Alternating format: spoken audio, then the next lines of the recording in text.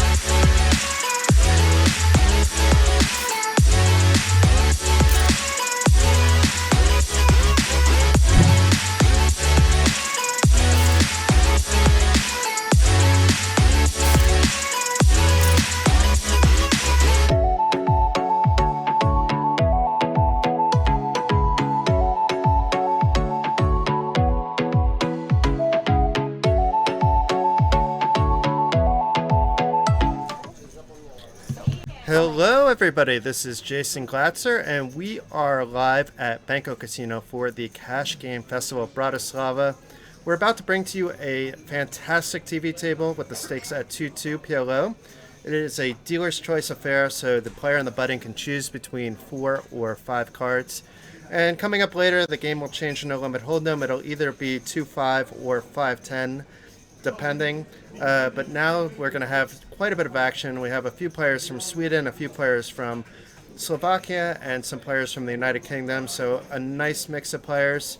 And it looks like we're going to be hopping into the action fairly soon. And here we go. We have a local player, Vitor. We have Maurits. It looks like we're going right into 5-card PLO with the kings here. He is going to be opening it up. He's double suited with kings. Matus, a local player, is coming along. Shimon is also coming along with the 2 pair in his hand. Billy tends to like to see the action pumped up, but he is in position. He does pump it up with a very speculative hand, especially in 5-card. It's not that coordinated, but when you have position, you have position. Steven, we saw on the stream yesterday. We do not know what his cards are. We do know that he likes action. He did only buy in for 100 big blinds, where some of the other stacks are a little bit bigger. 34 post-race. Let's see if he comes along for the ride. It doesn't look like he did, but we'll find out shortly. And Maurits over here is going to be... I'm not sure if that's a call or a raise quite yet. It is a call. Matus calling. And Steven did call, so we don't know what Steven called. We're going 5-way to the flop. It's already the first hand, and it's 174 in the middle pre-flop in a 2-2 game.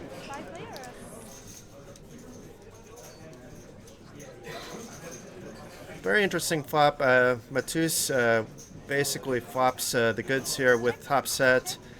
Do not see anybody with the flush draw out there, so he may not get that much action, although it did just check right through. So the 10 is a tricky card, because if a player had 8-9, it should put Matus in a little bit of a danger zone. He does have a gut shot with the 9-jack. Let's see what happens here. He checks it again, though.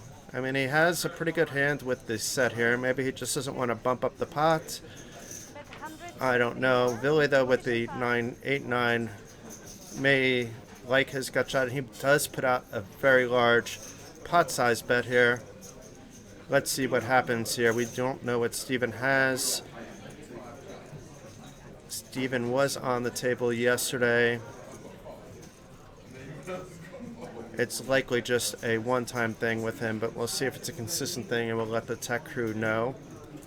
But he is thinking things over. He could have something like a flush draw. If he had a flush draw and an open-ender, he would just be getting it in. He has a short stack, so he's already committed if he calls. And it's not that you ever want to reload the first hand, but you don't want to really be passive depending on what you have. He does look deep in thought, though, which leads me to believe he doesn't have all those goods. There are a few clubs spread out between other players' hands. But I stand corrected. He is reaching for his chips. It looks like they're all going to go... Nope. It looked like he was reaching his chips to put him in the middle. And while we're waiting for Steven, let's talk about the CGF Pokio group. If you don't know about Pokio, you can play all sorts of games that we play here at the Cash Game Festival. You can play No Limit Hold'em, Pot Limit Omaha, Sviten Special, which you're going to see later on Saturday's stream, and also Open Face Chinese. We have our own special club there, club ID 100197. If you sign up during the stream, we will be selecting, and you give us your nickname, we will be selecting 4 of you to go ahead and give you 25 euros on the house. Matus now deciding it's a good time to get it in. Billy kind of put himself in a little bit of trouble here.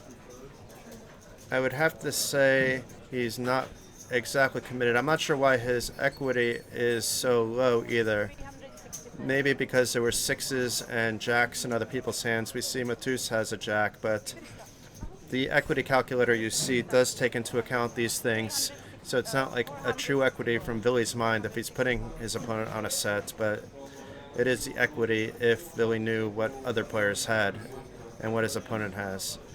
It looks like Vili makes the side call. I don't know how many times they're going to run this baby. I'm guessing they may run it twice. It sounded like Vili was asking for a double river here. And full house for Matus on the first board. There's the check mark, and the 4 of clubs was not a danger card for him either. Wins both ends of that. Very good start for Matus here. Doubles up, has now the biggest stack on the table of 1.1k. Well done. I was a bit nervous about him checking on both the flop and the turn, but it worked out quite well for him. So how's everybody doing today? Welcome to those just joining us. This is Jason from Cash Game Festival, here live at Banco Casino for a little bit of 2-2 PLO action. The action on the side tables at the casino is picking up. On the other side of the casino, there's also a tournament running with a €110 buy-in, a 50k guarantee. They're calling it the 50 grand. Yesterday's Day 1A attracted 72 players with 14 surviving. There will be 6 opening fights to that.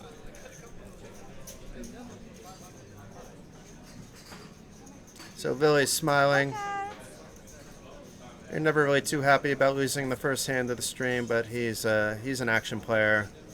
Takes the risks. Sometimes he comes out ahead, and in this case,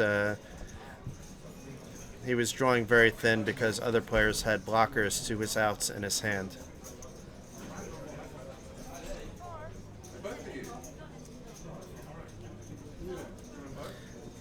Mauritz sporting the Make Poker Great Again hat and the Cash Game Festival patch. Looking very relaxed there in seat number 2, and they've switched over to 4-card PLO. And it looks like the early position players are just going to get rid of their rags. We do not know what Simon has here.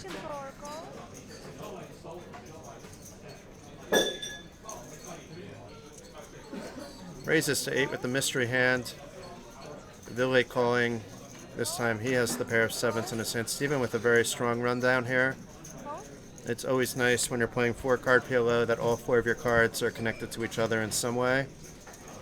It would be better if it was double suited, obviously, but you can't complain. Dimitri coming along. And if you recognize Dimitri, he was the Cash Game Festival trophy winner over in Sunny Beach at our last stop. He was in Sunny Beach coming out from Russia and loved the Cash Game Festival. Won a package by winning the trophy, brought his family out, and right onto the TV table. So pretty good flop here for Steven. Dimitri flopping bottom set, so this could be an action hand.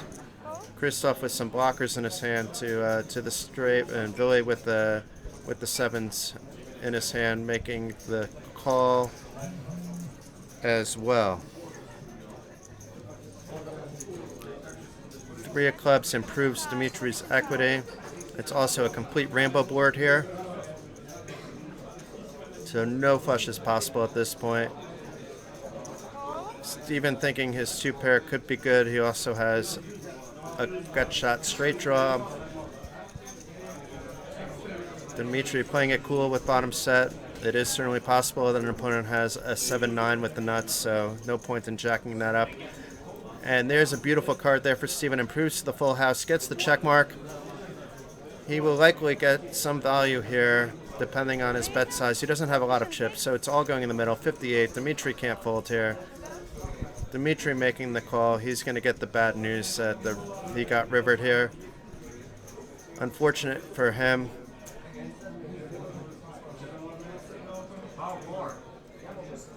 There's an extra card there in the deck, though.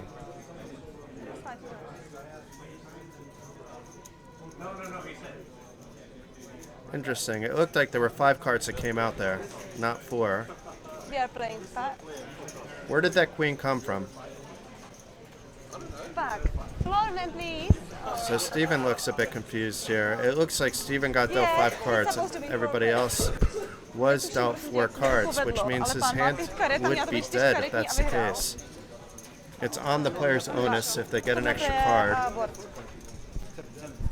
I mean, it is, let's say, a dealer error, but if he has an extra card in his hand is immediately dead. You know, it's a dead hand.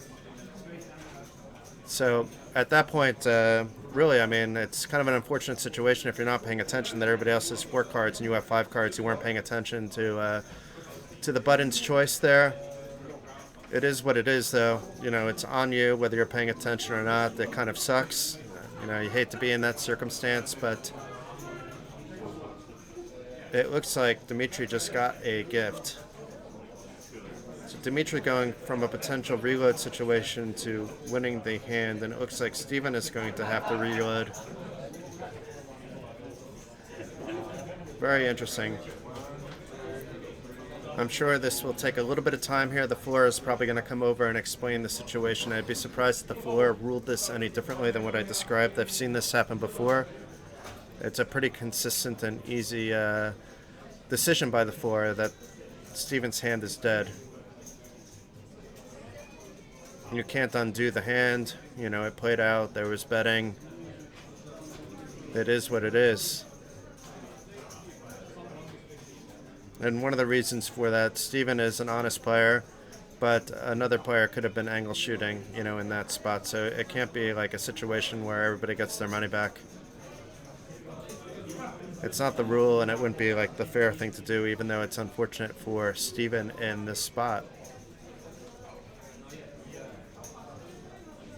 So let's see what winds up happening here. Once again, I'll be completely shocked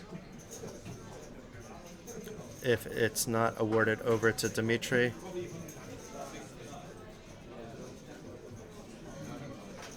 Dimitri looking relaxed. He probably just got the news that he's getting the pot.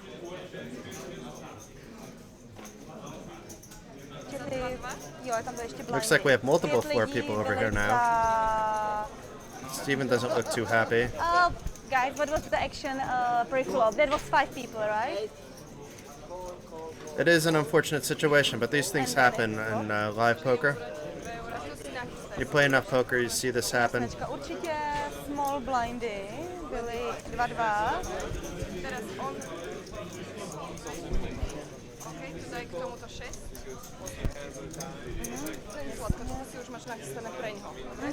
It looks like the rake is coming out of the pot, and it looks like the rest of that pot is going to go over to Dimitri. They should have the situation sorted pretty soon here.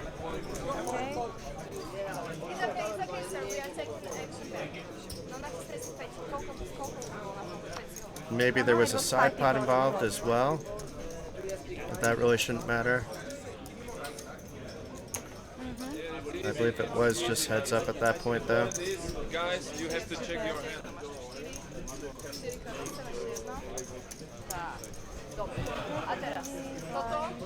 A tohle by mělo být. Steven taking a sip of his coffee.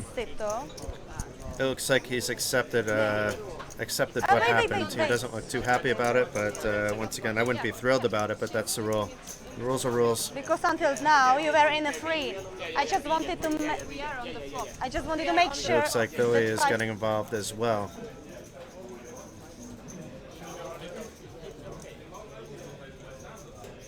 So very interesting. It looks like this, they're still discussing things. And hope everybody's having a pretty good day.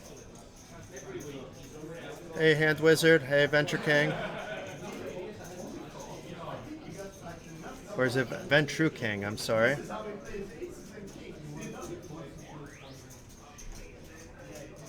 I don't think I've ever seen that on the live stream before. I mean, I've seen it. I've played enough Dealer's Choice games where I've seen just about everything. It's not the weirdest thing that's ever happened at a poker table, but it's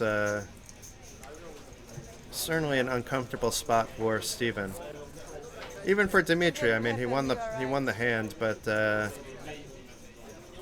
you know, you don't necessarily like to win in this kind of fashion, but it is the rule. Yeah, be doing the hand again. And I think it was an honest mistake on Steven's end that he didn't realize that everybody else was playing 4-card PLO, yet he had a 5th card in his hand.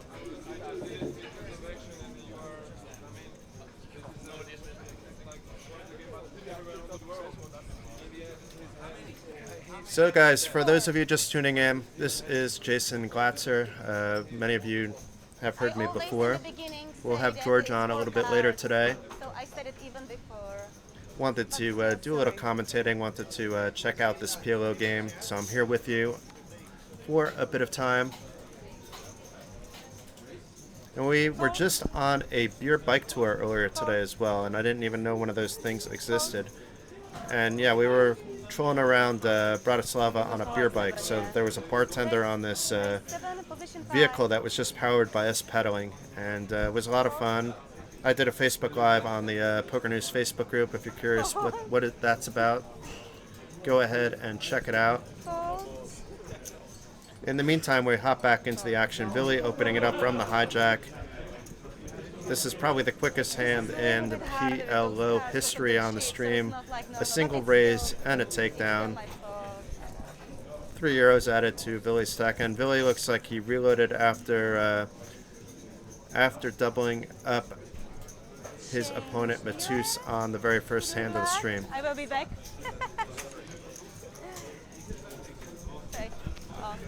And we have a dealer change. Not because of what happened, just in general. You'll see a few dealer changes throughout the stream. They have a rotation system like you will see at many festivals. The poker action has been very exciting off the feature table too. There was a Super Dealer's Choice game that literally just broke up that started last night, with a few of the players playing the entire time. I mean, come morning and afternoon, some of them left and some fresh bodies came in. But you had a few troopers pulling up, you know, like the 36-hour session going on. A couple of the players, I'm not going to call anybody out, mentioned that they were up for 2 to 3 days straight. Not necessarily playing the entire time, but stretching themselves a little bit thin. I've been there. It's always better to play fresh. I don't mind playing a little bit drunk, but sleep is an important thing, I feel, when I'm playing. I've been told it's only 4 or 5, so... So now we're back to 5-card PLO. If we were playing the Big O here, 5-card PLO 8, then Matus would have had a monster hand, but we're not playing that game. Billy also would have had a good hand in this spot, but Billy not afraid to get some action going. He will drive it. Steven with a strong enough hand to make the call. Christoph will get involved in the button most likely. It's not like the strongest of strong, but it's good enough when you have position. It's not that expensive. This hand does flop kind of well. I mean, he has a second nut diamond flush draw. Something connected a little bit. Vitor coming along with the mystery hand, and Maurits also with not the worst hand in the world as well. So €40 to the flop. We see Vitor's hand. So Vitor with queens. There's a lot of diamonds out there between all the hands, so we shouldn't see diamonds on the board most likely. But if we do, we would see fireworks. And right now, Mao has the lead in the hand, but he would have, you know, not feeling that strong about it. He does have an overpair. He does have a flush draw. He's probably not going to go anywhere to anyone betting. And he's the one doing the betting. Billy to call with the top set. He makes the raise. And what's interesting here is that Billy's equity is less than Mao's, even though he flopped the temporary nuts here. And the reason is that this is a fairly draw-heavy board. I mean, Maurits doesn't have all those draws in his hand, so I'm surprised the equity is that much of a difference between him, but maybe it's because other players didn't have hearts, but even that wouldn't really necessarily make sense. I mean, in theory, there would be 9 outs for the hearts, and then another 2 for the jacks, and then some backdoors.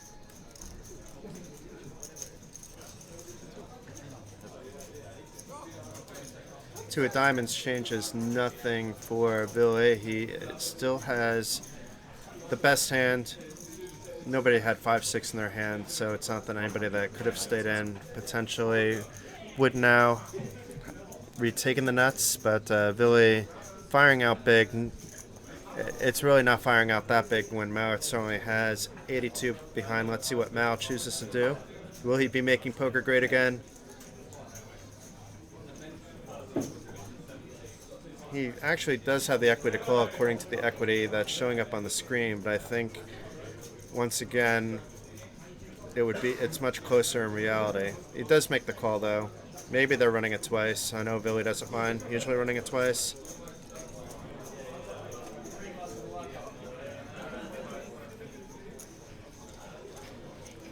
So let's see what happens here.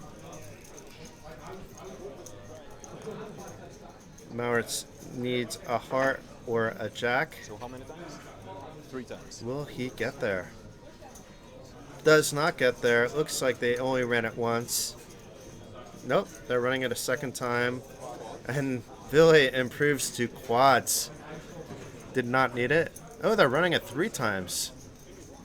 This is special. And the third time was a charm for Maurits. He gets 1/3 of the pot back.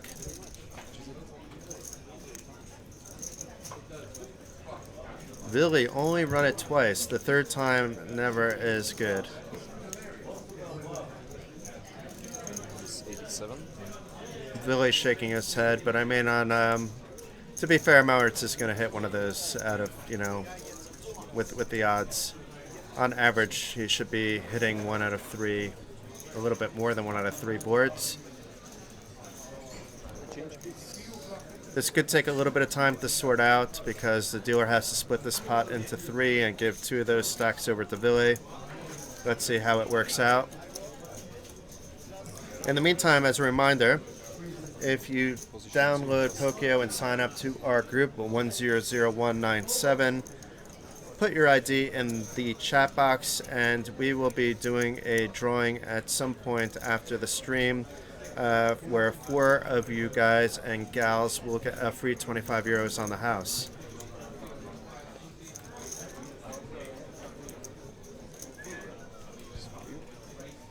A little bit of look at the stack sizes. Billy's down money, even though he's showing with the biggest stack. Right now, it's Matus who doubled up the very first hand of the stream. That is the leader on the table.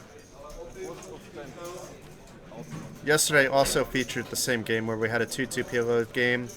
The Cash Game Festival co-founder, Franke, he was down quite a bit, but then made a pretty big comeback and wound up being the biggest winner on the table. It wasn't like there were lots of big pots. At times they were straddling to 32 euros in a 2-2 game. But his win in total was 184 euros because at the end everything kind of evened out between the players. There was no really big winners and no really big losers, despite there being some big pots.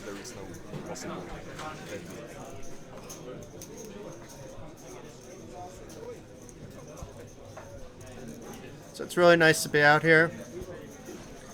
This is my 3rd time in Bratislava. It's the Cash Game's 4th time in Bratislava. It's an amazing casino here at Banco Casino. Free drinks when you're playing. They bring out some food at various times for the players. There's always some snacks for players to munch down on as well. Hospitality is absolutely amazing and the city is beautiful, so there's not much more you can ask for here. It very much fits our theme at the Cash Game Festival, where we want to provide players a very good VIP experience, a poker vacation, poker holiday, where they're treated in style, can play some really good games, and have some fun in a great city or country. So Dimitri just makes the limp from the hijack. Christoph, though, jacking it up with ace-9, a5. Not really super strong, but he has the position. But Vitor then 3-bets him out. Christoph will be making the fall. We have Victor here with the win. He never really mind winning in 5-card PLO pre-flop. You don't have to pay any rake, first of all. Second of all, even the best hand against a mediocre hand doesn't have like a huge edge before the board runs out. Obviously, if a player has trips or quads in his hand, it's a completely different story. Then you can have a bit of an edge, but typically you're not going to have like players even calling a blind for that.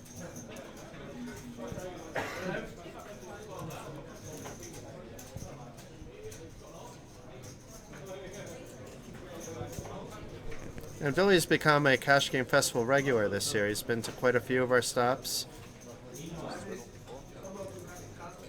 He was just, he is from Sweden. Maurits is also from Sweden, so we have two Swedish players that know each other fairly well. He raises up to 4. It could have been, it seems like more of a straddle than a raise, but let's see when it comes back around to him, because he typically raises a little bigger, but maybe he was getting a little cute here. Looks like Mao making the call. It looks like it was a straddle because it's coming. Oh no, Shimon 3-bets. We'll never really know. Billy making the call. Dimitri calling. Christoph will also come along. Mao not going anywhere. So once again, we have a €150 pot pre-flop in a 2-2 game. It is 6-way though. When you look at those equity percent, it's just because some of those cards are blocked in other people's hands, so it isn't like a true reflection. It's a true reflection if you have all the knowledge that you wouldn't necessarily have sitting at the table. So right now, Matus, with 44% equity in the hand, because he does flop 2-pair, does not have any diamond flush draw though, but neither does anybody else besides Ville, but it does check around. And Matus still has a top 2-pair. He really has top 3-pair if that was such a thing. It does help his odds to improve to a full house and feel a little bit more confident about his hand. It does look like though he wants to thin out the field a bit, maybe even take it down. It is quite a big bet. And Shimon making a move here. He does have a big wrap here. It's a monster wrap, but there's only one more card to come, and he does not have any diamond flush draw in his hand. Ville just kind of laughs it off. That was too big for him to continue with just a gut shot straight draw and nut flush draw. Christoph now also has top 2, but it's a very tough decision here. You'd maybe called Matus's bet, but to call a 3-bet to 375, I mean, that might be good enough to win the pot entirely. We know Mao is folding. He has just a gut shot straight draw, and the gut shot Broadway draw is not one that you're going to want to continue on. And now it's decision time for Matus. I mean, we know he has a 3-to-1 advantage according to the percentages being shown, but for all he knows, he could be drawing completely dead. The good news for him, if he does decide to call, it's impossible for him to face a big river bet. These are two Slovakian locals, so there's a good chance they know each other. Maurit's getting involved as well. It looks like they're having a little fun on the table. It would be a much tougher spot if Simon had, let's say, another 600 behind, but with just 122 behind, you're really making the call here for about 422. It's still big enough. It does look super strong. The super wrap, and if he did get called, Simon does have a lot of outs with the monster wrap there. But well played, Simon. Nice pot. €600 pot heading your way. And the local players showing how it's done. I mean, our two biggest winners on the player are Matus and Simon.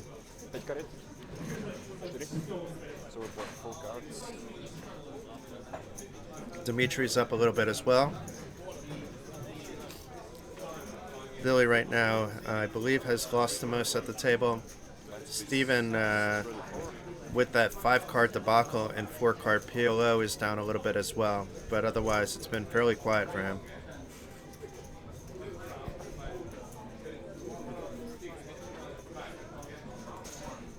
Just tell me where you want it. I did 4 cards.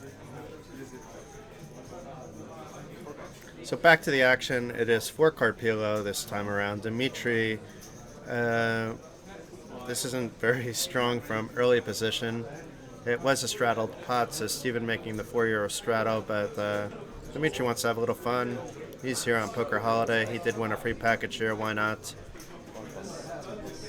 Maybe he gets a 6 somewhere in there. Folds around really fast to Matus, so fast we couldn't see everybody's hand. And now Matus is on the button. Is he going to call? Is he going to raise? I don't think we're going to see a fold out of him here. It's not the strongest queens. The 7-4 don't really match up too well with the queens. They don't match up completely well to each other. And even your queen high flush draw is not always good. So it does make just the call, which is the safer move. Simon looks like he's coming along for another 2-note. He folds. And over to Steven in the straddle in the under the gun position. Not a bad hand to have straddled with, but does just check with a smile. And Billy, it looks like joking around that he has enough cards. Yep, he's counting that he just has 4 cards. And does flop top pair. Matus with an overpair. The 4 also connects him for a potential 2-pair possibility. Dimitri really not connecting much at all. It's a quick muck for him. And I wouldn't be surprised if Matus actually tossed it away. I wouldn't be surprised if he called. I mean, it's not that big of a pot. He's reaching for chips. And it looks like it's going to be a call. And he does.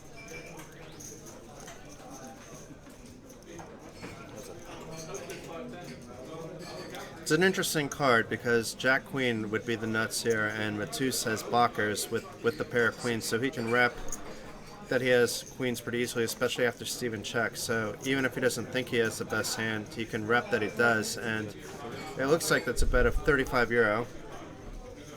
And it is, and it's going to be very hard for Steven to do anything here. I mean, it just so happens Matus's queens are good, but he's not betting because of that reason, I don't believe. And Steven throwing it away.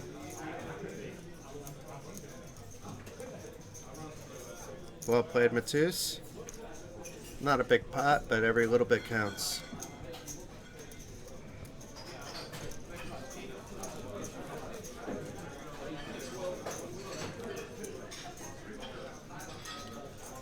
So I'm pretty excited about the TV table action, not just now, but over the weekend. We're going to have quite a bit of fun. There's going to be a short deck TV table tomorrow. There'll be 3 TV tables both tomorrow and Saturday. It'll be, once again, 2-2 PLO. There'll be a short deck game, and there'll also be 5-10 Hold'em. And then on Saturday, things will start off with a low-stakes 1-3 Hold'em game, but then it moves up from there to 5-5. We call it the 5-5-5 game, 5-card PLO, stakes at 5-5, and then the nighttime game will be the one I might play at, which is the 2-2 Sviten special game. Surprisingly, I haven't played any Sviten special this week. There has been Sviten special running, but the festival hasn't gone on too long. I did play a little Chinese poker with Franke this morning. That was fun. Franke usually beats me in Chinese poker, but for once I was able to win a little money.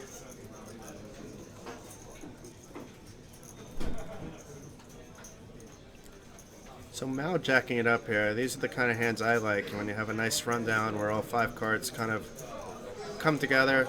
He has 2 flush draws, although neither of them are super high or strong, so then you also have to be careful if one of them completes, but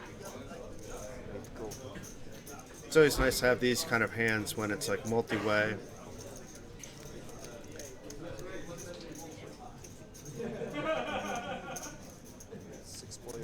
And let's see what happens. What is the flop here?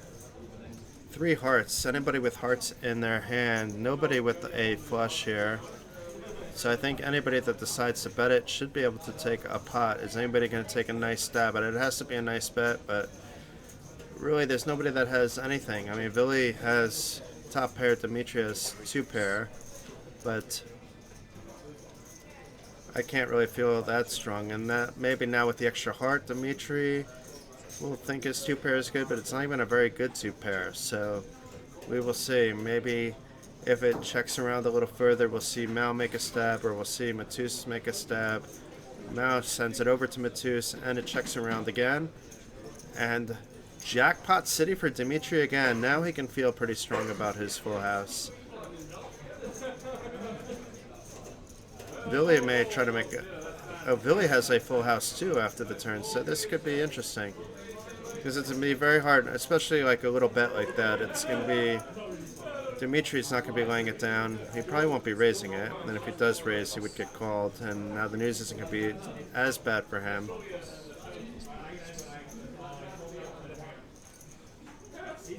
Dimitri also has the 5 in his hand, so no bad news for anybody, just a chop pot. They make a little money each off the other players in the hand. Did not see the 5 there in Dimitri's hand as well.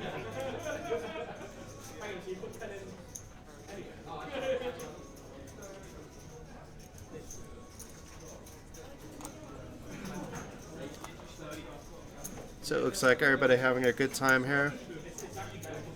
The PLO feature tables are usually a bit more livelier, not only with the action, but with players smiling, having a good time.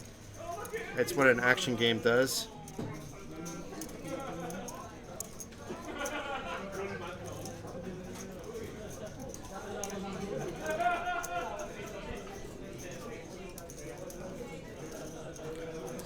So Vili with the biggest stack on the table, but down a little bit of money. Matus is the biggest winner. He bought in for 500 and doubled it up. We still have some time to go though.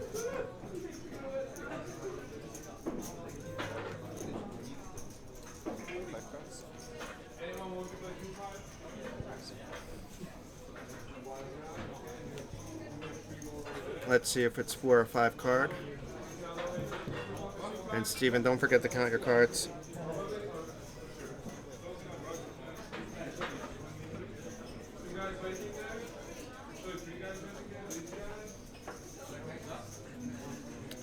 Christoph with a mystery hand folds it. Interesting if he did fold there. And it's not the best of best, and it's early position, but I mean it's... I'm playing that hand.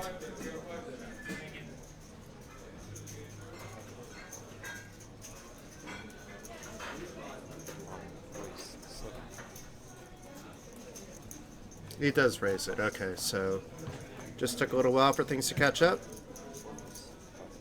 Vili with the 2 pair, hoping for some set action. Steven coming along as well.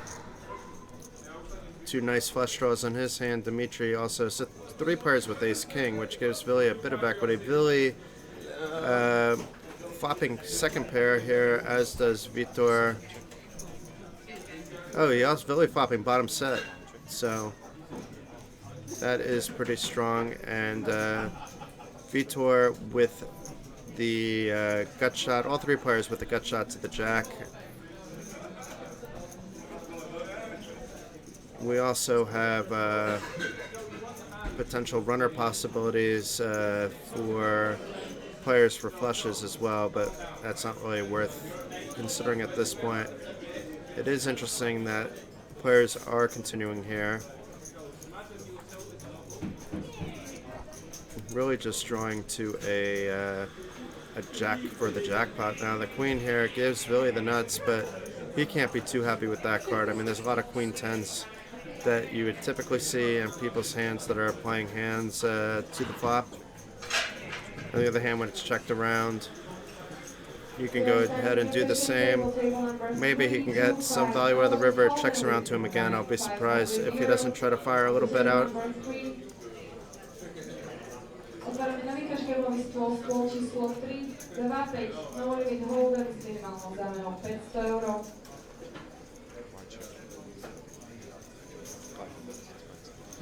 So it does check around, it looks like. No, Vili making a small bet of 20, sorry. Steven, it seems like that's the right sizing, because Steven coming along with top 2 pair. And Vitor thinking things over, but after Steven also calls, It's kind of tough here. Steven also had the nut flush draw. I'm sorry, he had the nut flush. It wasn't top two.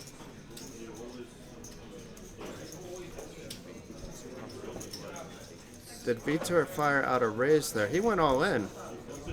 This is actually not the easiest spot for Ville. As I mentioned, the Queen 10 is possible, and Ville makes the fold. So this is an interesting move, a power move, just finding your spot here, Vitor. I mean, Steven may come along and actually win the hand if he does make the call, getting Ville out by his opponent. I mean, he does have the nut flush. You may be thinking Vitor is only doing this with a hand like Queen 10, with Queen King, with Queen 4, with a pair of kings in his hand. I mean, there's a lot of combinations that he could be doing it with.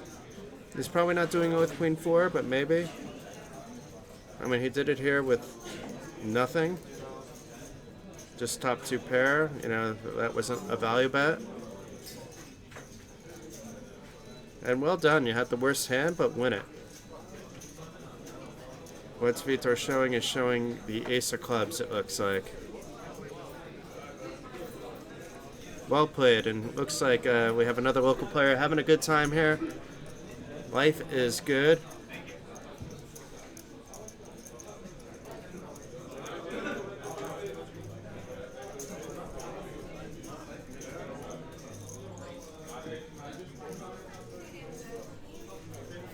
And it looks like Steven getting a word in.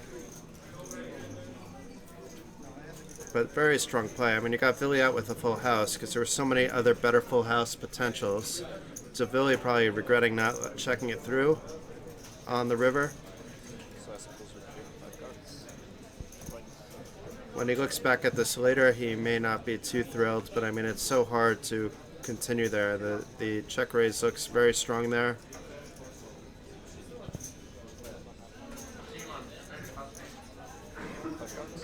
He's really never doing that with the flush. He's either doing it with a stone cold bluff, which is not the easiest thing to really do, which is what he did though, or with the goods.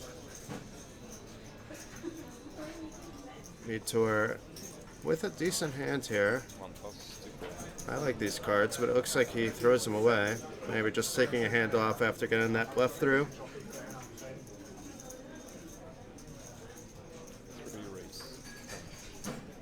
Matus coming along as well, making the race at 10. Ville going nowhere. Steven also coming along. It doesn't look like he's reloaded, so we may just see him pound a lot of flops here. We have Christoph and Mao making it a 52-euro pot going to the flop. And we do not know what Christoph has at the moment. Maybe we'll get his cards put back on the reader.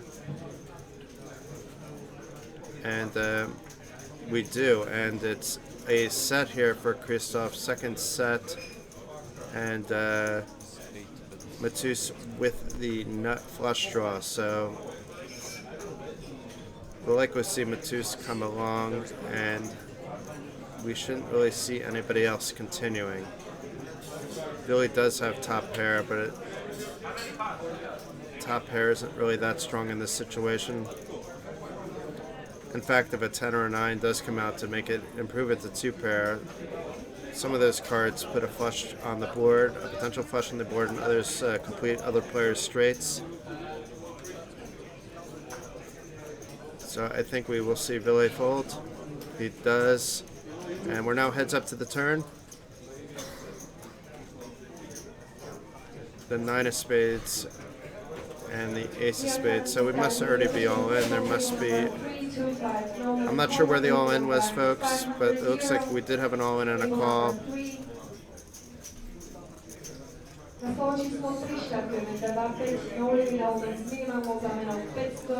And the set does hold here.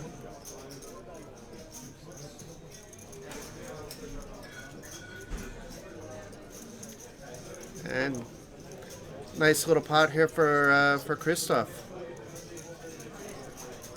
It's been all about the local players on this stream. They're winning pot after pot. Team Sweden not doing as good. Dmitry from Russia also not doing as well. And Steven, the sole player from the UK, not the best of moments for him either. Everything can turn around pretty quickly. It is PLO. For those of you just tuning in, it is dealer's choice PLO, meaning the player on the button chooses whether it is 4-card or 5-card PLO. The stakes are 2-2. Some of the players may look familiar to you from other festivals, and there are some new faces at this table as well. And if you're in town, we could put you on the waiting list for some of the TV table games. There is a chance we can get you on right now. There is a spot or two for the short deck game tomorrow. Head to the Cash Game Festival website. There is a registration form there.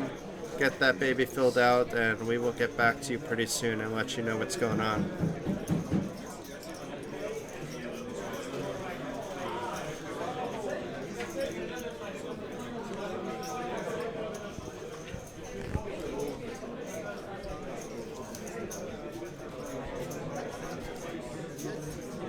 So let's see if Mauritz can make poker great again. To me, poker is always great, but if you can make it even more great again, why not?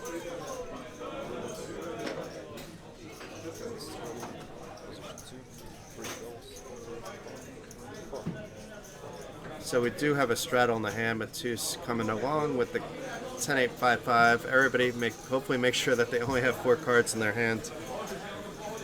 We do not want a second mishap on the table.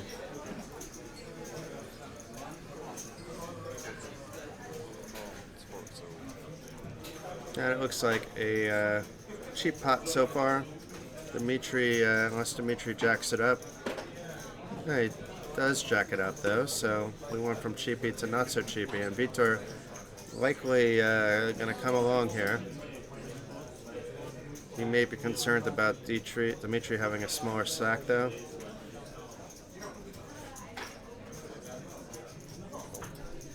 No concern here, 24 call. Now, interestingly calling for another 20. And Steven has shown that he likes to see flops, but his stack may dictate otherwise in this situation, and it does.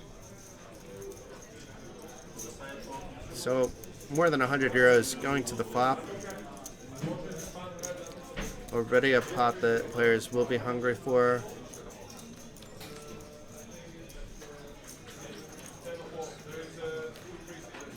An interesting flop here. 2 spades on the board. Vitor showing a lot of equity. Does have top set and a flush draw, so life is good for him. He does check it around. Dmitry with a better flush draw though. And Christoph with a nut flush draw, so let's see. 65, Christoph going nowhere. Now will Vitor just jam it in here?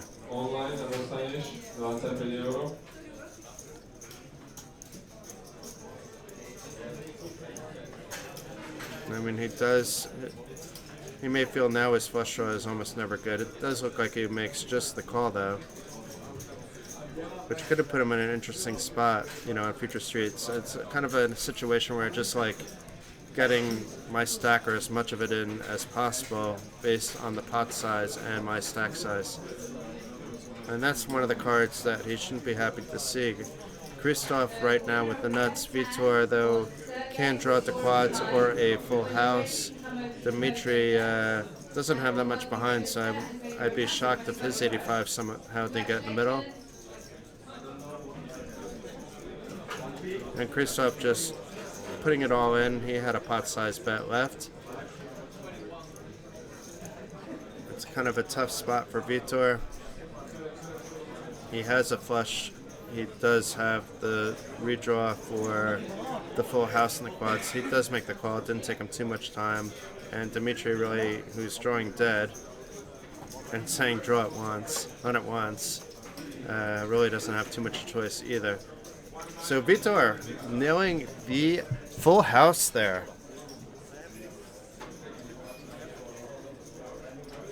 getting a little lucky, but he did have a pretty sick hand as well.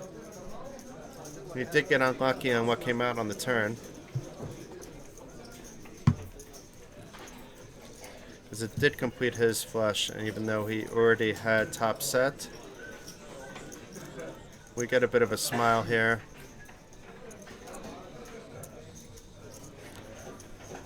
And we'll see if Dmitry sticks around or not. And Christoph also just with 6 zeros, and that may be off. It's possible that our chip counts are slightly off because of break. Also, It does not look like Dimitri's getting up from the table. 7 and 8 plus 200 both.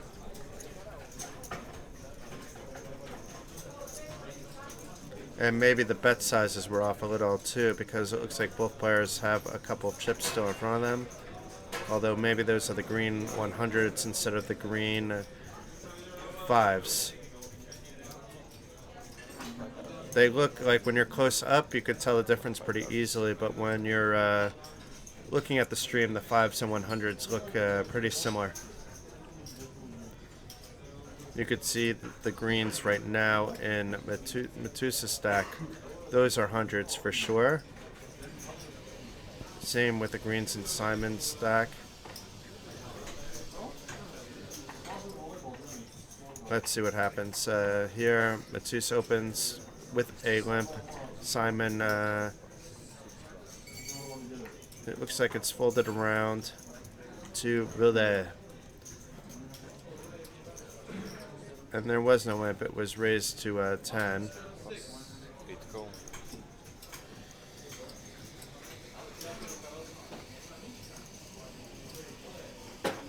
I'm not quite sure what happened, if there was a bump pot, because I see chips in front of players already.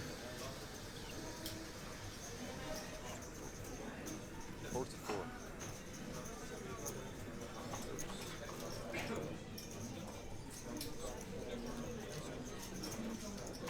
But whatever it is, we have a pot of over 100 euros already. We have Vitor raising it to 44, Mal making it the call.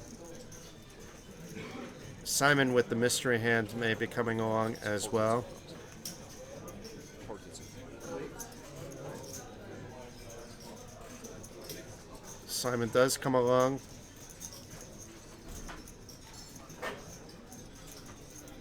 I'm not sure what Christoph is doing there, maybe helping make change.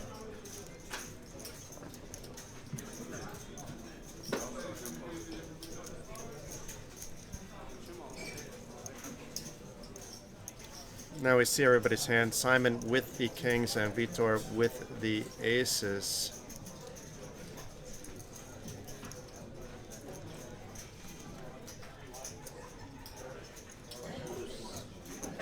Vitor flopping the absolute goods here.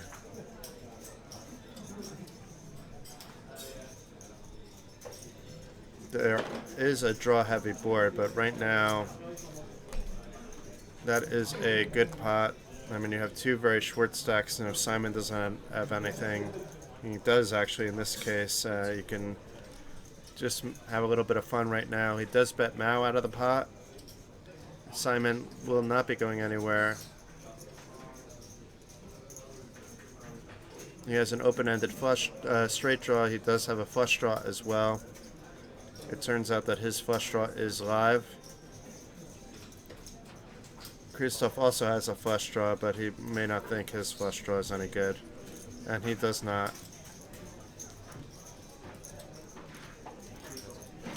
Seven of clubs completes the straight draw. Vitor now drawing to a full house or quads for a chance to win the hand. Vitor smells trouble. He does make the check. He will likely be calling a bet.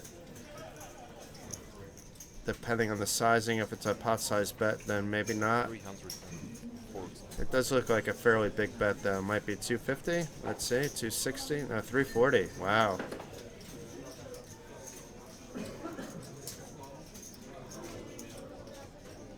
I'd like to say this is a tough spot, but I don't think it's actually the toughest.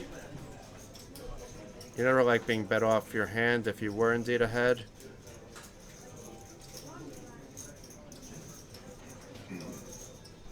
Certainly there are a lot of 8 jacks in Simon's calling range on the flop.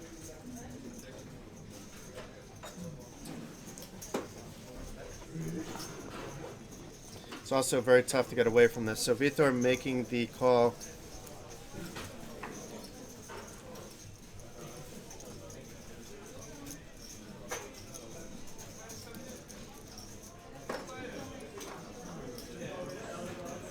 Queen of Diamonds changes absolutely nothing. We'll probably see Vitor check. We'll probably see Simon just jam it in with the nuts. He does. If you're going to call the turn, you almost need to call the river, except that completes other straight draws. And in fact, Simon did improve with that other straight draw. He has the Broadway nut straight.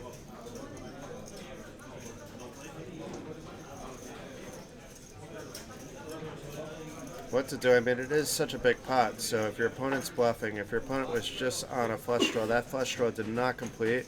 If your opponent had 2 flush draws and was doing it, neither one of them completed. But your aces still might not be good, even if your opponent was doing that. So let's see exactly what happens here. I think once you call the turn, you almost need to call the river, even though you can't be too thrilled about it. But the pot is so big, it depends on how often you think your opponent is bluffing.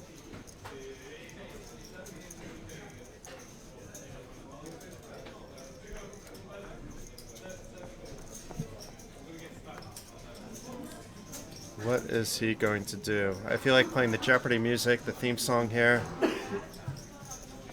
But it is, it's worth thinking things over. You know, like you need to be thinking, the only thing you're thinking about is how often your opponent's bluffing. Put into mind that he called the flop, he let out big on the turn, and then was able to get the rest in on the river. Makes the good call here, well done. I mean, the good fold, well done. And Simon still has to be happy. I mean, he picked up a nice pot, €562 profit, 1.3K pot. Biggest pot thus far on this stream. Well done. Hey, Sirius PHT. I hope I pronounced that correctly. We have some 5-card PLO, but we also have some 4-card PLO as well. And then apparently when I pronounced your name, Sirius, my phone thought I was talking to Siri, so now it's going off as well. But it's a dealer's choice 4 or 5 game.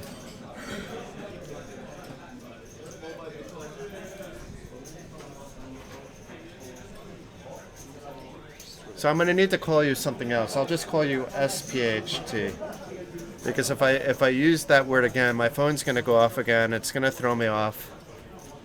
I don't know how to turn my Siri off.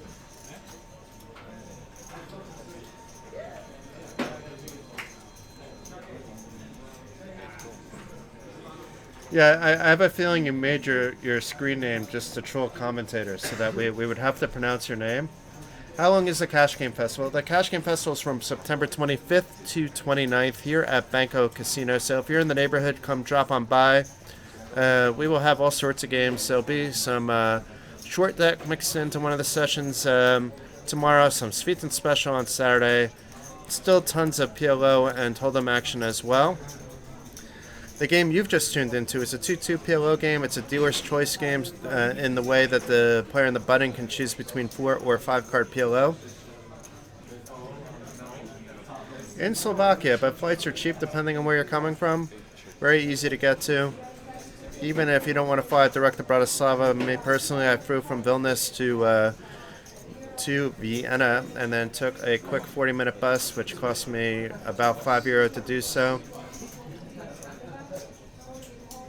Very convenient. It's also not too far from Prague. We have a player coming in from the UK, which should be in the casino any minute now. Daniel, that flew in. Is he coming back? No, Daniel didn't fly in from Prague. Roman flew into Prague. Daniel, I think, flew direct to Bratislava. Are you sure? man. So here's an update of stacks. Yeah, but We have some chips on the table. the city's open. I'm not supposed to deal to the position. Ah, too bad. Stays. So you're in Amsterdam. Okay. Waterman. It's been, unfortunately for me, that it's been a while since I've been in Amsterdam, but I was telling Booze Brochet that I do hope to make a trip in the next few months, just a little bit of a personal break at some point. I'm traveling quite a lot for poker, whether it's playing, commentating, reporting, doing other media work, organizing. And just because you can't make it to Bratislava, maybe you can make it to Bucharest. That's where our next stop is heading, to the Poker Room Bucharest on October 16th to 20th. In addition to the Cash Game Festival, there will also be a net bet tournament with a €330 buy-in, 100K guarantee. We're not affiliated with that tournament, but it'll be running at the same time, so let's give them a little bit of love there. Are you a pro player? I mean, I'm not a pro player. I've been playing for about 30 years, so it's maybe pro for a little while in between jobs. You've probably seen me around if you've been to enough places just from working. I do play quite a lot. I did used to run Pocket Five's ranking system too, so I can play some tournaments as well, but I focus mostly on cash games. That was my bread and butter, especially mixed games, and I'm back at it. I'm not playing nearly as much online as I used to. I wish I could play at Pokio, but it's not allowed in Lithuania. For you guys, though, you guys have no excuse, especially just because if you sign up to Pokio during the stream, and you share your screen name, four of you will be chosen to get €25 absolutely for free.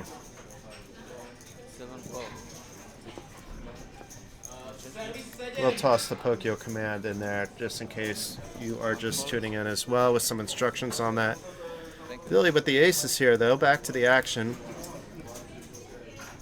I would be like in love with myself right now if we were playing PLO8. I do like playing PLO8. It's not a game that's often spread in Europe, but in the US you can see it quite a lot. Especially the 5-card version, also known as the Big O.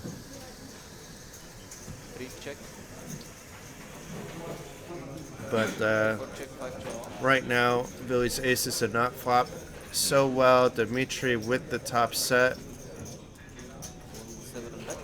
Maybe we'll see him get some of his chips back that he has lost earlier.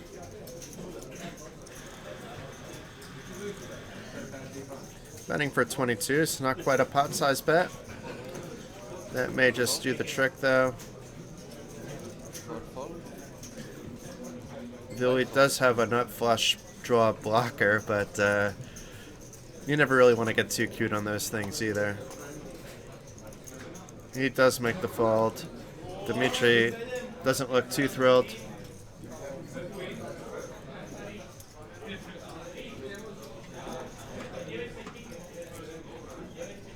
SPHT, which is what I'm calling you now, there was a dealer's choice, super dealer's choice game running from last night until maybe about an hour ago it broke up, where they were playing all sorts of crazy stuff. I mean, I normally join in on that kind of stuff, but I knew I had to get up early, so I didn't join in when that game started at like 3 in the morning. And I wasn't too surprised it was still going when I came back to the casino. But really anything goes. I mean, it was a lot of 3 full boards, some Dromaha mixed in. 8 fold. Hello. Lots. It was just 2-2, but lots of pots over 1,000 in that game. Is it possible to make good profit playing low stakes PLO tournament? Of course it's possible, depending on your definition of good. I mean, live you're not going to have enough PLO tournaments, especially in Europe, at low stakes for you to be able to do just exclusively that if that is your career path. Cash games for sure you can. But yeah, if you're just looking to make a little side dough, then why not? If you're looking to do it online as well, there's lots of online PLO8 tournaments, less than there used to be, but there's still a bunch. Steven deciding to get it in. He's been sitting on this similar stack of about 70 to 80 euros for quite a while. Call. Dimitri going to make the call. Very likely not to go anywhere either.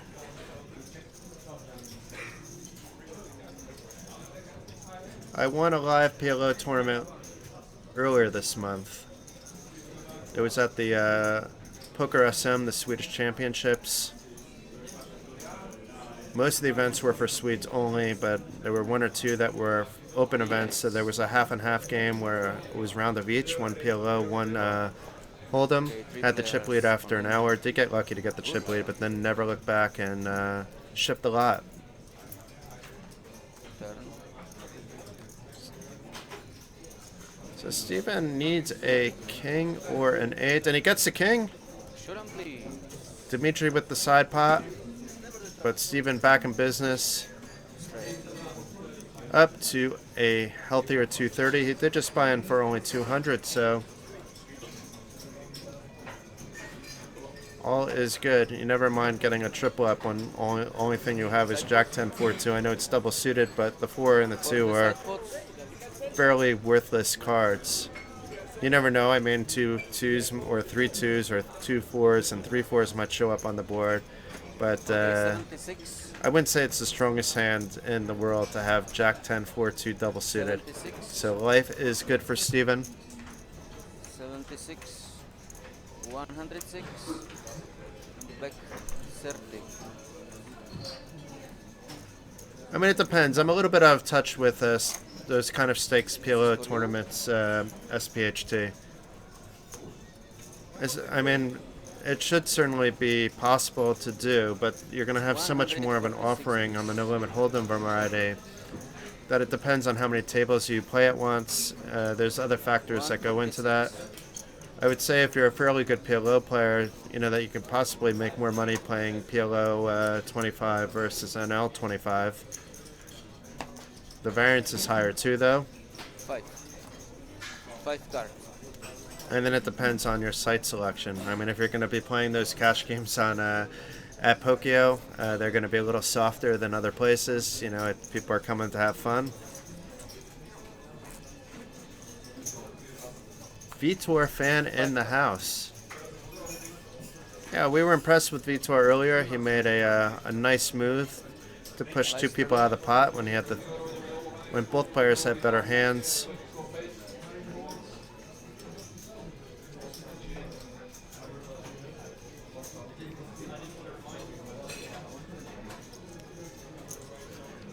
I love this rundown. This is like heaven when you're playing 5-card PLO, when you get these rundowns. Double suited and all. Up to 16. There was a straddle in the hand as well. 50. Position 1. 2 fold. Vitor making the call, not the worst hand in the world. No, he had 3 bets. So Christoph may just decide to ship it in. It puts him in an awkward spot to just call here out of position. 50. 50. Ace a 16.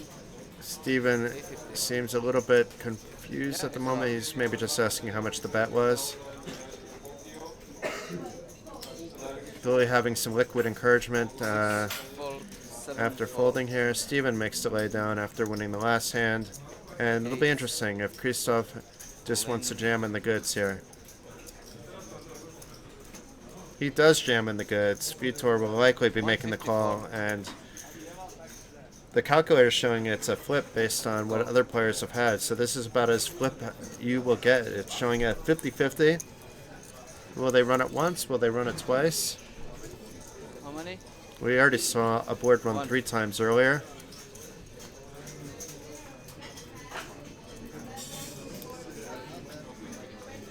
So interesting, Christoph with the flush, but Vitor with a better flush, and it looks like they ran it just once. Showdown, please. Unless the second board is coming. Flush. It could just be that the dealer is trying to figure out who won the pot. It is Vitor.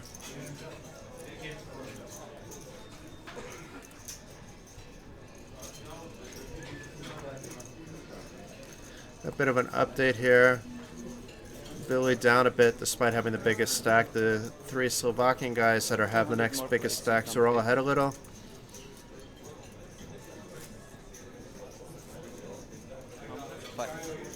Five cards.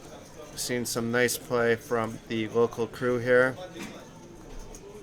It's always nice traveling around where you see some familiar faces and then you see how the local players are playing with them as well. Where am I from? I am from the lovely state of New Jersey, but I've lived in Europe the last 15 years. I've lived in Lithuania for the last 10. So nobody really accepts me as being from their home. Although I get along with most Lithuanians, so it's just, I'll never have the Lithuanian accent even if I speak Lithuanian. Yeah, it's funny that you say I'm Western Spy because we were joking about that. I was talking to somebody and they say, you travel everywhere. Because in addition to working for Cash Game Festival, I do work for Poker News as well. So I do a lot of work from home, but I travel quite a lot. And I was asked, are there any places you don't go? And I said, well, my wife wouldn't let me go to, not let me go, but she would seem too nervous for me to go to Sochi. And this happened on more than one occasion, so I haven't been to Sochi. And it's because that I might be accused of being a Western spy. It would be a good cover. I'm not a spy, but it would be a tremendous cover living in Lithuania in the poker media industry.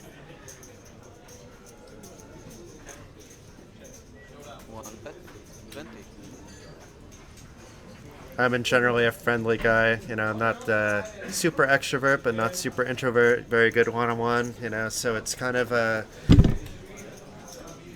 I'd fit a lot of check marks.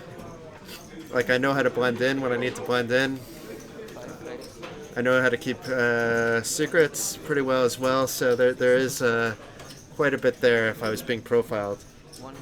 But back to the hand, Billy betting his blockers. He does have top pair, but he does believe that he has that straight blocked. He does not, though. This could be very good for Vitor. Matus, though, has a pretty good draw hand as well. Whereas Vitor does have a redraw to the 10, but Matus has some better draws. Vitor also with the flush draw. So nuts plus flush draw plus a potential better straight draw. I think this will get both players out of the way. I mean, Billy has no reason to continue anymore. He got the information he was looking for, got the bad news. If Vitor decided to make another move, nice. It would be nice move Vitor, but in this case there was no move. He had the goods.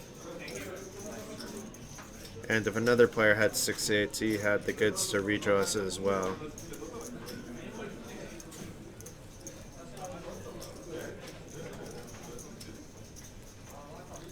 So for the first time, Billy does not have the most chips at the table. That honor has gone to Simon, who's played quite well. In this case, it was that Billy gave up a little bit of his stack, but 5 cards.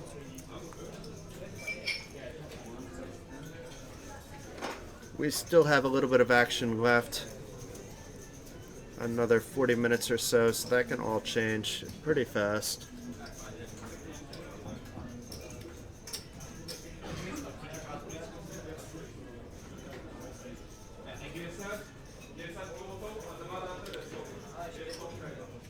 So Vitor here with not the strongest hand in the world under the gun. It is okay though if he wants to play it. And he does want to play it, at least for now. Tossing in a limp. Oh, it raised a 7, so I didn't see the 5 come out, but it looks like it is a raise according to the graphics here. Yep, and now I see that we have 7 there, and I'm not sure what Simon is doing here. It looks like a raise though. He does have a pretty nice hand.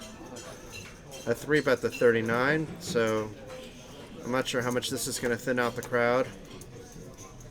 We could see a nice pot before the flop. Does thin it out a little. I'm not really too fond of mouse hand here. When you have 4 cards that are 5 or under, it's not usually a good thing. Two call. He does make the call. Okay. And Matus makes the call. Also maybe thinking because he has low cards, maybe these guys both have high cards, but it didn't quite really work out that way.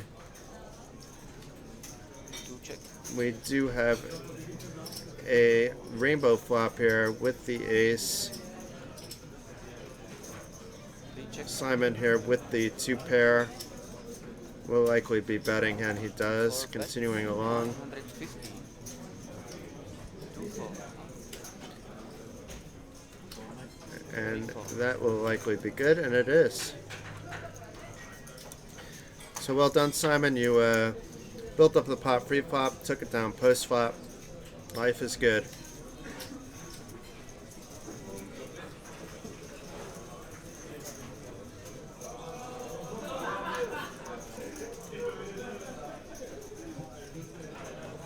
Four cards.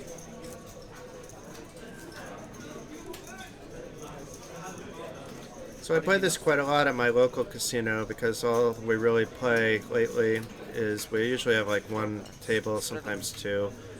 It's a dealer's choice game, so it's not only PLO 4-5, but in case some tourists come, we also allow the dealer to choose Hold'em. So it's a little bit of a difference. Normally I don't like playing Hold'em cash, but I don't mind when it's mixed in with PLO, especially if at least half the players are playing PLO. Three ace. 15. Four. Fold. I am on a rare cash downswing at the moment, but the little win in that tournament has made up for it, so not down overall, but 15. hoping to turn it around. Although I did win a little bit earlier today, but that was in Chinese poker, so we don't really count that. One fold. Two fold. I guess money is money, but it's you know, Chinese poker to me is just a fun game. Okay, 5 players. So 77 to flop, 5 people in the hand. Very wet board here. By what I mean, it does hit a lot of. It's a draw heavy board. 77. We do have Mao with the nuts at the moment. Somehow with just 49% equity with the nuts, but that's because there's potential redraws. But Mao has some of that with the 8-10. Matu's probably not going too far here with the nut flush draw, although it was a pretty big bet by Mao, and Mao doesn't have too much behind.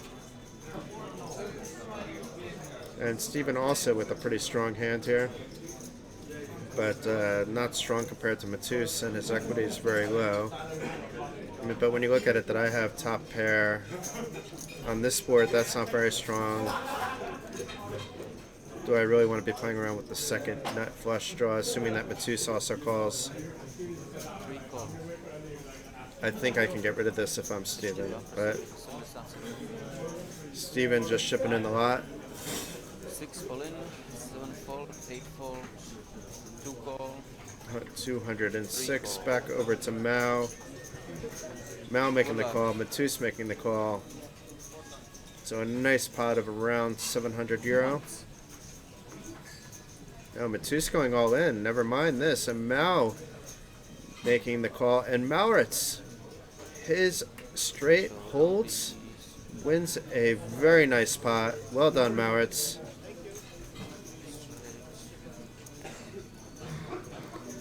Steven not too happy, but not much you can expect there. I mean, when the board runs out like that, but maybe he doesn't realize that even if his diamond came, he's in for bad news. 232. Hey, Vanessa. Hey, Pedro. It's not, Open Face Chinese is not a game that would be, let's say, very good for a stream, although I have seen it stream before, but not at a cash game festival. But it's not a game, it's not like a bluffing game, you know, it is, I guess, technically poker, but it's more that you're making, you know, you're dealt cards and you're making 3 boards out of the cards, you know, it's, It would take me a little bit of time to explain it on the stream, but you can feel free to hit me up privately. You could also just email me at jason@cashgamefestival.com, and I'll be happy to explain you the rules. You can also add me to Facebook under Jason Glatzer and shoot me over. I'll add, most people as friends as long as I don't feel they're going to be spamming the hell out of me with some weird product, and be happy to chat with you at some later point about what open-face Chinese is. You could also Google open-face Chinese poker. There's probably a lot of information out there on it. It's a very popular game when you're like in between games. You know, you could just, all you need is a deck of cards and a pad. You don't even necessarily need to play it with chips, although we did play it with chips this time. So Billy raising it up, back to the action to 20. Steven not wanting to get rid of his hand. Dimitri dealt a full house. Unfortunately, a full house when you're dealt in 5-card PLO is not what you want to see. You never want to see 3 of the same card there, but if we were playing Dromahar, Sviten Special, life is good. But that is not the game. Now coming along after freshly winning a pot. So once again, we have a €100 pot going to the flop.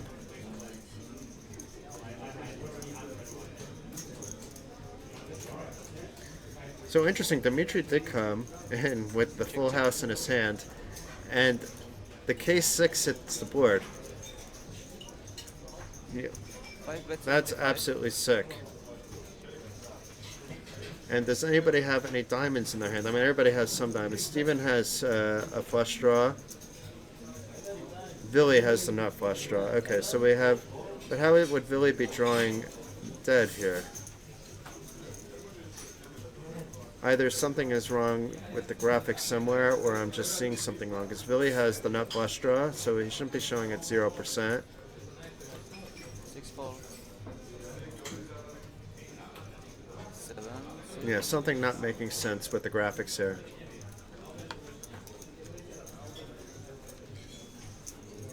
$243. Fold 2, fold 3, 5 call. Good luck. Very interesting here. I'm not sure what's up with the graphics. Just once.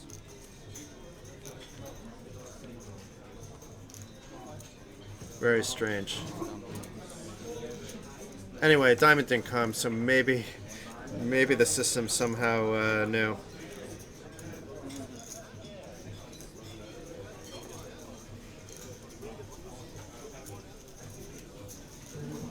$243. Interesting. So I'm not quite sure what happened here.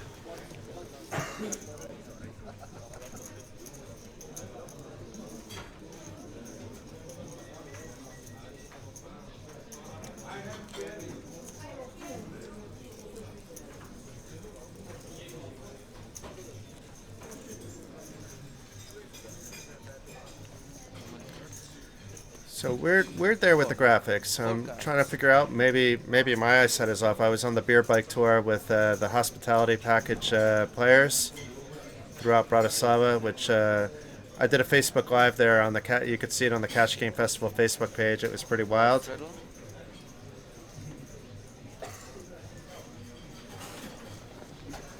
Sorry, Donnie, that your link got blanked out there. I'm not quite sure. We must have some kind of spam protector. I know you weren't trying to spam, so apologies there. But if you just Google open-face Chinese, there's a lot of information out there. I'm sure Poker News has. I'm sure other media outlets also have written quite a lot on it.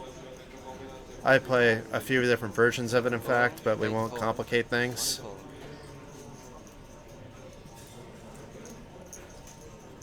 Dimitri now with 2 pair in his hand. He had a full house in his hand before.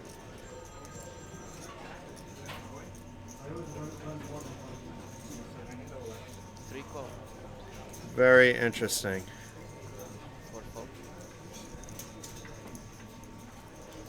So we have Mao here, raising it up with the queens.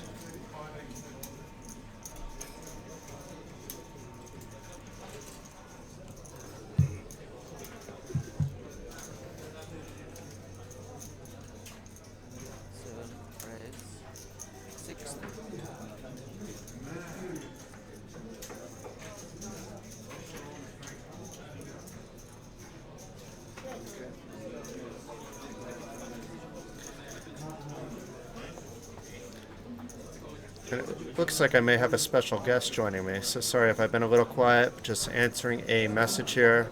Multitasking in the commentating booth is never an easy thing, but anyway, we have Mao calling Dimitri's 3-bet. Dimitri showing only has 55% equity, and it's down to 51% after this flop. Mao hitting second pair. I guess that's what reduced it by a little bit there. It's not the best of flops for either player, though. And they are fairly deep. So I think if someone decides to get overly aggressive, they should be able to take it down. Dimitri taking the first stab at it. Mao showing he had the 6 in his hand.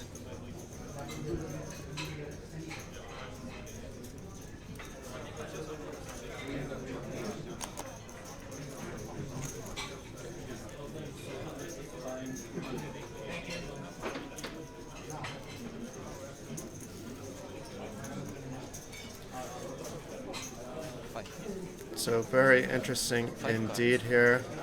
We have a little bit more time to the stream. About half an hour left, maybe a little bit more.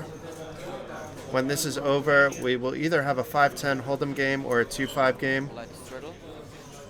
I will know more later. We'll likely have our regular commentator back for Hold'em, our Hold'em expert, George Sanford. To be fair, he's also an Omaha expert. We may have some special guests coming in for that as well. So Stephen here with a beautiful hand. I love these kind of hands. King, Queen, Jack, 10, 8. This is when life is good. It does look like he just calls, though. Not getting aggressive with it. Vitor with a bit of trash. Does get rid of that trash. Mao with the kings and some trash to go along with it. Nice rundown here from Matus as well. So two players with pretty good rundowns. Matus making the call. He's out of position. You don't mind not jacking it up, and Simon doing the job for him. He does jack it up. We don't know what he has. He is out of position, so I doubt he has complete trash. Maybe he's just trying to jack up the pot, have a little fun, knowing that we have about 30 minutes left. Steven now getting in, so that's what he was waiting for, someone to take the initiative. Now he gets most of his stack in with the Hand of Beauty. Really showing almost as much equity, but I'm not quite sure once again about why the percentages are being thrown off so much. I mean, Steven should have more than 9% equity in this hand. I mean, this hand is just a beautiful one.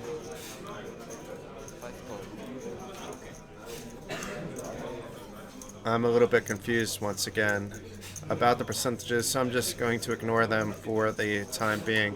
I know it takes into dead cards into the hand, but still.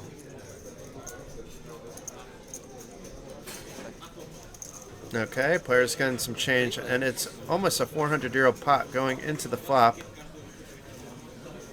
And a 4 of hearts, 3 of hearts, 7 of diamonds, really with the flush draw.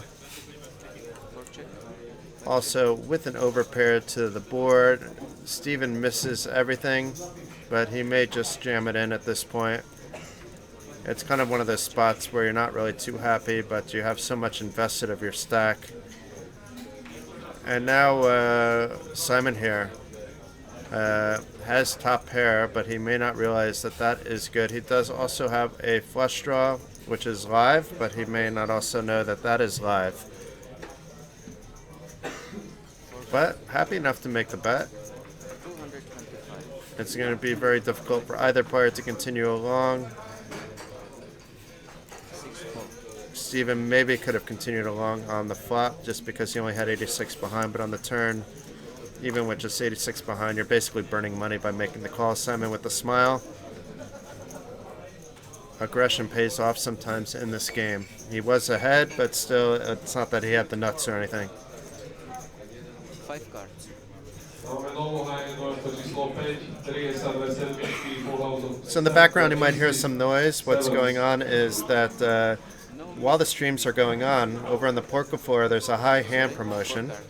And the player that has the highest hand every hour wins some free Pokio money. So just like you can win some free Pokio money by signing up to Pokio, joining our Pokio club, and putting your screen name in this chat, those of our players that are here live can do the same. Only by having the best hand. Last night, when I was paying attention to some of the best hands, there was even like a straight flush. But that was kind of a rare thing.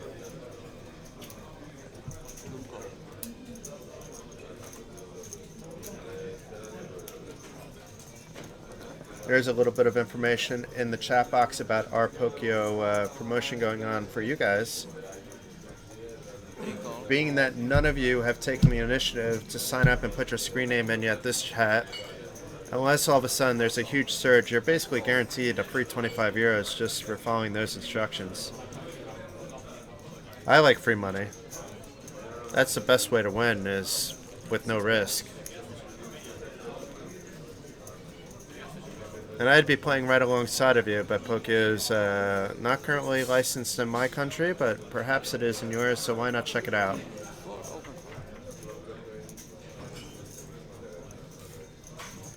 So nobody with the king. Ah, Matus with the king in his hand. I apologize. He's not going to get much value. He is going to likely bet, and I stand corrected. Now he improves to a full house. Nobody with the queen jack. Not necessarily that a player would find that too strong. Maybe it's stronger in 4-card PLO than 5-card PLO. But anyway, Steven taking the initiative with a 30 € bet. And Matus not going to go anywhere. And then does he want to let Steven hang himself, or does he just want to make the call? There's really nothing in the deck that can go wrong here, so you might as well make the call and see what happens on the river. Maybe Steven thinks that's a sign of weakness, and flush draws are completed, including the one that Steven has in his hand. So that might actually slow him down because he has showdown value. And Matus making the bet, and Steven should get away from this. Let's see if he does, though. He only has 48 behind, so he has to call. I apologize. I didn't realize he was that short. You can't get away from it when you only have 48 behind, and it looks like it was even less than that. Well played.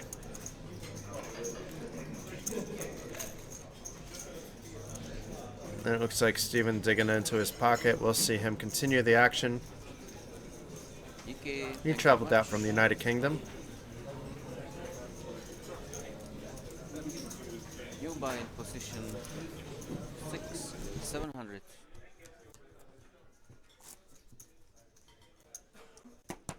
Take 5 cards. So it looks like we should have about another 20-25 minutes left to go. I want to see some action hands. I want to see some straddling. I want to see some pots. We've seen some good action so far. Sometimes at the end of these streams we see things pick up a little bit further.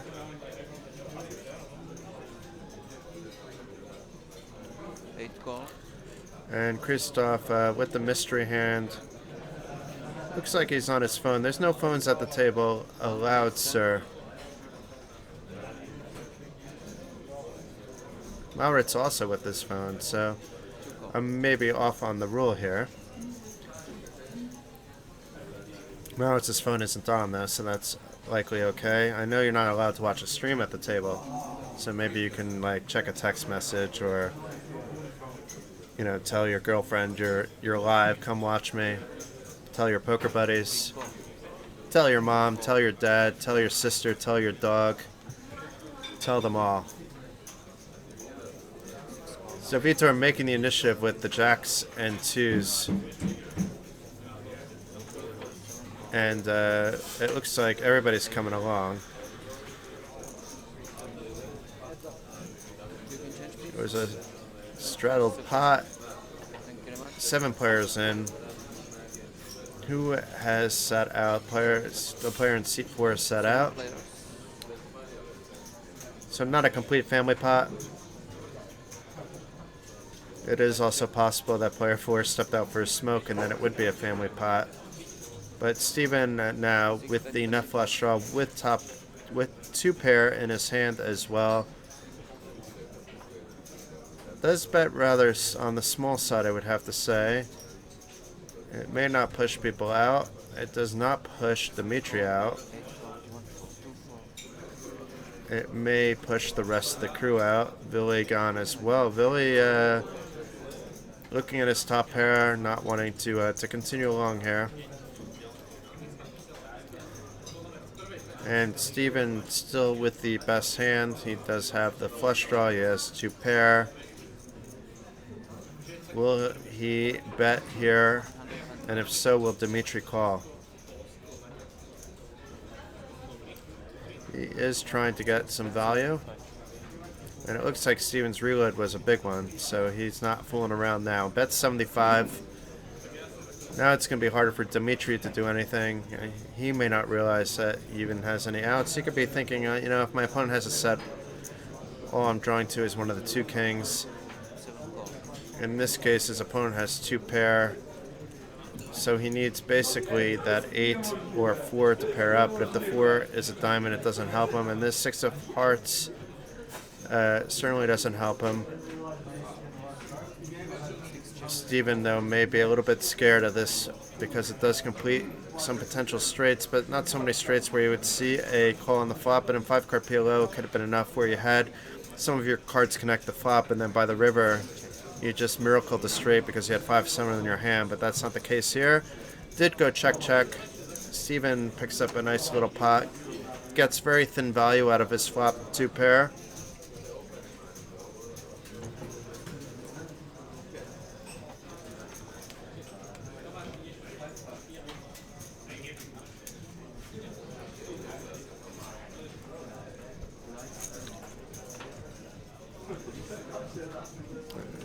Okie dokie. So nice to see Steven win a pot.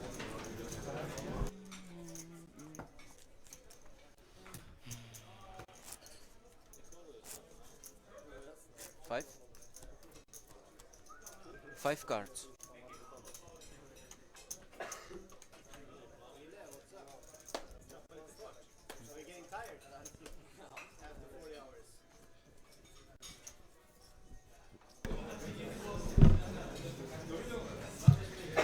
So I'm having a good time here.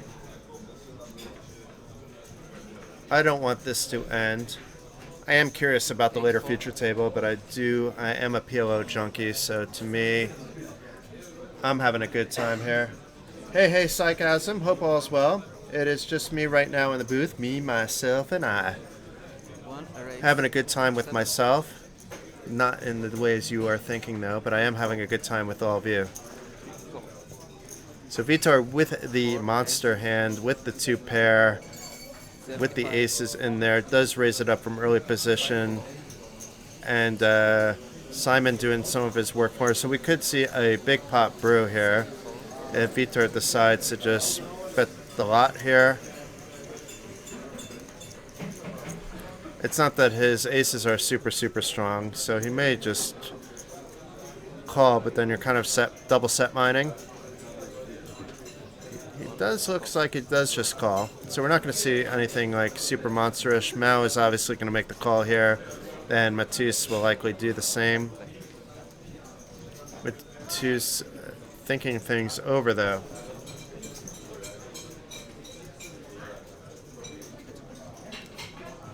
What are you going to do, Matisse?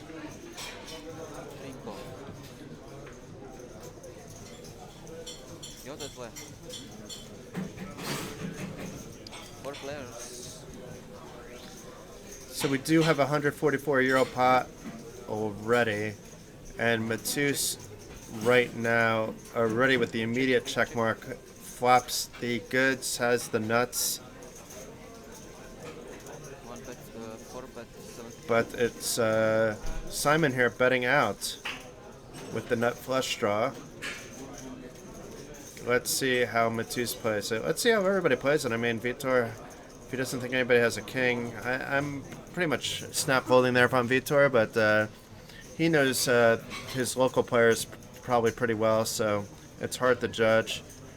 Matus not messing around. Afraid somebody might have, right now he has the nuts, but if somebody has something else, it could make sense. Simon making the snap fold, and so does Vitor. So if Matus plays that a little slower, he's probably getting some more value. He doesn't know that nobody has a king and that he has the check mark in his hand. There must have been aces out because obviously if an ace hits a turn in the river, Matus's hand wasn't completely unbeatable, but if players folded aces, in their hand, the system takes that into account with the percentages that you see listed.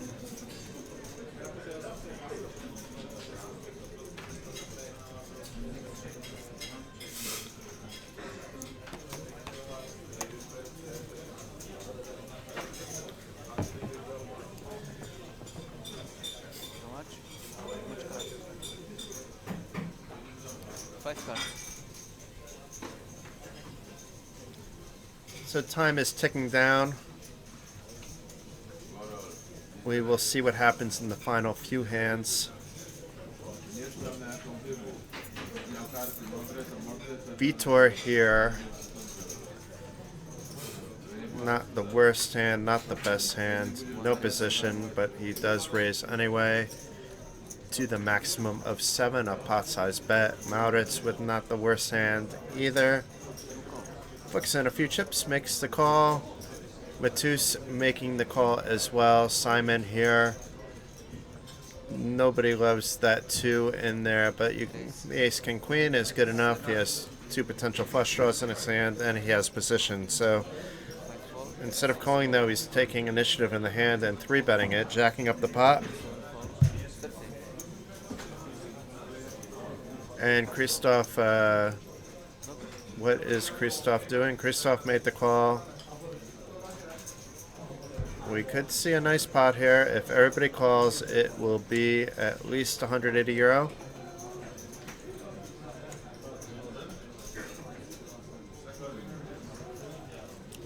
Is this a raise or a call? It is a call. Mal will likely be calling. And after Mal calls, we will see Matus complete. I don't see him getting cute with a 4-bet. But you never know. There is the trophy competition to consider too, but there's still 2 more PLO tables during this festival, so that shouldn't be like a major consideration with the players. It's not that they're chasing a specific number. And interesting flop, a little bit of a wet one. 2 hearts and a club. Nut flush draw here for Christoph. We do have some straight draws with some players as well. Vitor with the actual real big rappy wrap and top pair. Not sure why he's listed at just 3%. He also has the flush draw. May think that's live. The issue with all these flush draws is that also Matus has a flush draw with 3 hearts in his hand and Steven with 2 hearts in his hand. That they're all blocking each other, but they don't know that. He say all in.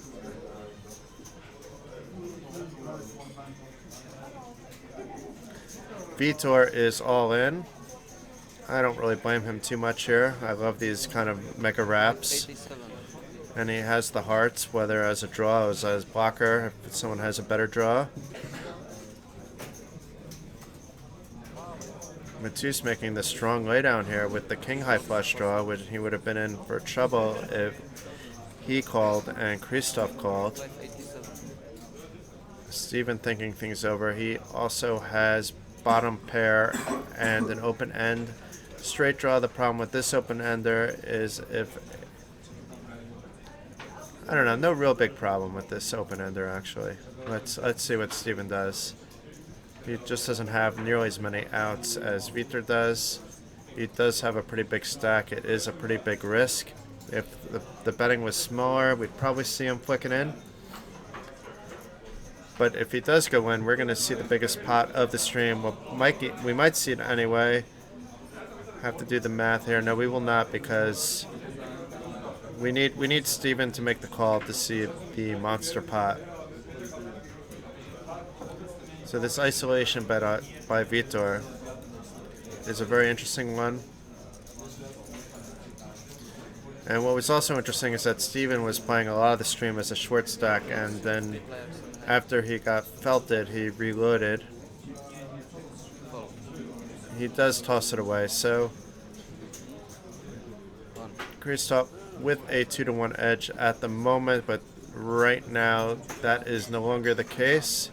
Vitor gets the straight on the turn, no flush on the river, wins the hand, wins the pot, up near 1,000 euros in his stack. Well done.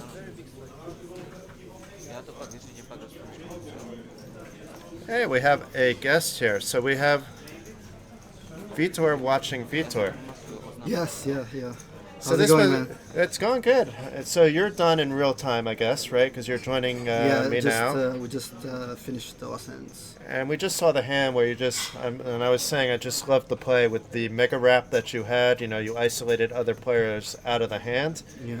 How did it go for you overall? I mean, I guess I shouldn't ask you that for spoilers, but how did it go up until, let's say, that hand? Were you having a good time at the TV table? Yeah, it was good. The players were fun. A lot of chat going on the table. I know for a TV table it's always necessary. So yeah, and a lot of chips flying around. So it wasn't a boring table at all. No, I've been having a good time just watching and commentating it. It's when you see like a few 1K pots and it's 2-2. You know, you see a lot of pots where there's 100, 200, 300 in pre-flop. Life is good. Yeah, exactly. And I imagine, like I was thinking about this, that it's a nice mix of players. There's 2 players from Sweden, 1 from the United Kingdom, and then there's a group of local players. So do you see these other players fairly often? No, on the table I see one often. Often. The rest I don't know them. So you don't know them. Okay, so yeah, because I think half the table are local players, and then we have 1 player from Russia, Dimitri, 2 from Sweden, 1 from the UK. So interesting. Let's see if you play a hand here. I don't think you're going to play this. No, don't play this one. No, not when it's raised to 15. You have two cards that don't connect well to anything. Yeah. Mao's going to get involved though. We have the kings and the 5s here. Players fall in love with their 2 pairs in their hands, hoping to hit some sets. But Billy also with the same thing. But Billy though, this his is set a straddle. Yes. Yeah. And Billy's hand, even though he had the 2 pair, it's connected to this board here. It's connected to the. Yeah. It's connected to the board because even though he didn't hit the 2 pair, now it's not really as connected. And Mao. Now he gets a full house. I would definitely like to see sometimes him raising on the straddle. It was a raise and a 3-bet would be nice there. Sometimes, but he can complain. Can complain of the runouts. So now Dimitri has nothing. Just gonna. So how long have you been playing poker for? I don't remember. So that long. Too long. Too long. Yeah. And is PLO your game? Is that what you normally play? No. I'm an Oldham player. So I like to play everything. Actually, I love new games. I love Chinese. Whatever. If there's a new game, I always try it out. I do like Omaha, but it's still not my. I still don't feel as comfortable as I feel in Oldham. Comfortable enough to be on the TV table, so. Yes. Yeah, it was fun in the beginning, like really trying to guess who is who because I don't know anyone. How do they play? So it was nice guessing game. And now at the end, like more or less, I knew what to do against like player dependent. It was nice to. Will be nice to continue. Are they breaking up the table after, or are they continuing somewhere? I think they're continuing. Yeah. Okay, that's good. It seems like a good group of people. It looked like the table was fun, and that the to table me was fun, and most of the players they were quite deep in the beginning, and the ones that were losing they were rebuying for a lot of big blinds. So it was It was definitely a nice table. That the big pot that I played against I don't know what to say his name. Shimon. I've been calling him Simon, but Simon. maybe Okay, let's maybe make it it's wrong. Simon. Yeah. Let's make it Simon. I would definitely love to see that hand. But Vitor, you're a local player, right? I'm you're now from local. here, but where are you yes. from originally? I'm from Portugal. Ah, okay. Yeah. So I'm a recent local player. I'm still a little bit back and forth. So the table was more international than I even realized. So Yes. Yeah. I've been. I moved here like a month ago. Yeah. So if any of I don't know Matthews, but if the other players are local, I don't know. I don't know if they are. Simon, I believe, is local. Dimitri's not. He's from Russia. He was at our last Cash Game Festival in Sunny Beach and came along for the ride here after winning the trophy. Oh, you won So the he won a trophy. free package, yeah. Yeah. On the I was gonna spoil. No, I'm not gonna spoil yet. Now, though, with the two pair here, also, we don't know what Matus has. He has 3 pair. Wow. Now the Yeah, boat. he has a full house, so that's usually pretty good here, but we don't know what Matus has. And would it be a complete cooler if Matus had like a pair of queens in his hand, but he does not. Simon, Someone's gonna peel off this one. he's going to peel. Interesting. Yeah. He doesn't really have any draws. He has a He has a straight six. draws. Yeah, he has a straight draws. Yeah, Even though he doesn't have full. it's a rapid draw too. Yeah. But we know those weren't live. And the king's not So really. now if Mao bets, he gets to fold. Like, if I'm Simon now, I'm hoping for a check. Yeah, now it's a fold. And Simon seems to be a thinking player. It is a probing bet, though. I mean, you have to think that Mao is able to bluff here Definitely at least can one out of have- 4 times. But Simon has some of his blockers for his bluff. For his bluff, so That is also true. even though he only has a 6 of diamonds, but yeah, he has 9, 7, 6. He has a lot of blockers for what Mao could be bluffing there. So yeah, I would definitely fold this one. If I was a betting man, and I am, I would be betting that he's going to fold. But let's see. Simon's also done quite well on the TV table. He may want to think someone's going to try to take one off me. I don't know if he's thinking about the trophy, but yeah, I think at this point he had the lead. He was very close.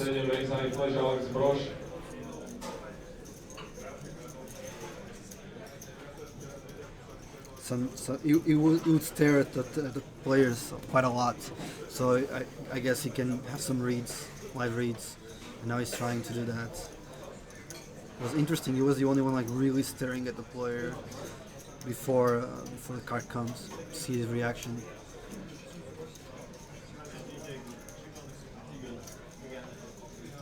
He's really thinking, how can I call this? What can you be bluffing here? Maybe like a flush draw, but it's Does too many make it wear walkers. down though.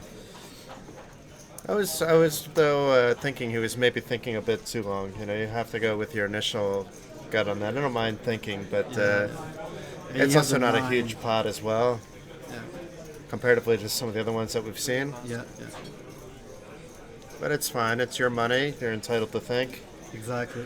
No, but I don't think he was all yielding. He was really thinking either to, maybe he was even thinking to raise. It's possible. He doesn't have the ace of hearts, so it's, I don't know what it was in his mind, but I'd like to know. And it's me and you now on the Yeah. screen. So Hey. where's our deck of cards? Yeah, let's put some some Yeah, we open can play face. some Chinese later. Yeah, let's do that. When I'm done working, we can play some. I was playing earlier some Not today, Chinese. We can tomorrow, play let's- some. Definitely, I'm definitely looking for players to play Chinese all the time. It's not. It used to be a popular game when it first came out, but now it's. I like mixing it up though, where Yeah. we're sometimes playing normal Chinese and then sometimes do 7 in the middle Yeah. and rotating it. You know, so you do X number of hands and then you switch it to X number of hands, and obviously you can't switch in the middle of Fantasyland. You know, blah blah blah. And then sometimes also playing with, I don't know if you've ever played with 2 jokers in the deck.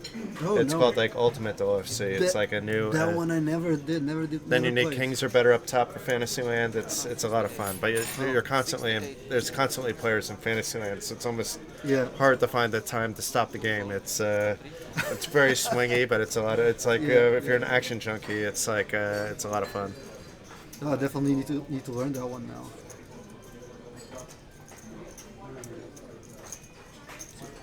There's action, but we don't see the cards. Yeah, we now. see some chips. Yeah, there's a lot of chips in the middle now. I mean, there's all in. Yeah, there's an all in. Let's see. Wait. Oh no, he's not all in yet. No. I think this is the first time we haven't seen graphics. There we Oh, go. here we They're go. coming up. So Dimitri calling. Billy's starting off the action. There must have been something going on before all that, though. Yeah. So 3 bet and 2 calls. Wow. Yeah, so A7 for 4. Very, very loose call. very good flop for Christoph here. Yeah. He has the blocker for the nuts and top sets. And he doesn't have any hearts, so it's nice for him because the other player can be drawing. So there's an all in now. Yeah, he went all in on the top sets. Now Dimitri might not think his flush draw is live here. It still maybe wouldn't be worthwhile to call. Now we have chips, so we have Now we have chips. All we chips, need is yeah. cards, and we can Yeah. play in the commentating booth. You just switch the No rake. no rake, and you can switch the camera over to us. Exactly. We did have someone asking about what OFC was earlier in the stream before you came in, because I was Pardon? mentioning that I was playing OFC earlier today. Okay. And I said it's too complicated for me to explain in enough time, Yeah. without missing some of the action. So Yeah. it's I told him, I asked him to just Google it or to hit me up privately, on Facebook or whatnot. Showdown, please. So Christoph's hand pulled, so it looks like he's doing a little celebration. Go do it, dance, Christoph. Christoph gets excited. I saw him earlier playing in the Super DC game. So there was a Super Dealer's Choice game Yeah. earlier today that was still running from last night, but he was one of the fresh Oh, bodies that wow. came in. And he gets excited when he wins. So, he won a Yeah. hand and he was very happy. Yeah, he lost quite a few, so he deserves to get excited about this one. Absolutely. Last 2 and And Dimitri's a nice guy. He's not going to take it personally either. Yeah, it was. A lot of action on that side of the table. The seat 5, 6, 7, and 8. Yeah. They were the ones that played more hands, I think. Yeah. Leicester. I've heard Steven is an action player. This is the first time I met him. He looks Billy like one. and C5 is definitely an action player. I've played quite a lot with him. Yeah. Not as much as others, but he'll probably see him on the 5-5 PLO as well later. He doesn't mind playing higher stakes. And we're getting Simon as I don't even know if I want to. Yeah, this is 60. Yeah, we have somebody trolling on Simon, saying that they're thinking that Simon thinks he's a pro, but he's maybe not as good as he thinks he is. But I I think it's haven't seen too something- much bad plays. I mean, I saw you make like the best play. I believe it was you actually earlier, where Which one? The King 10.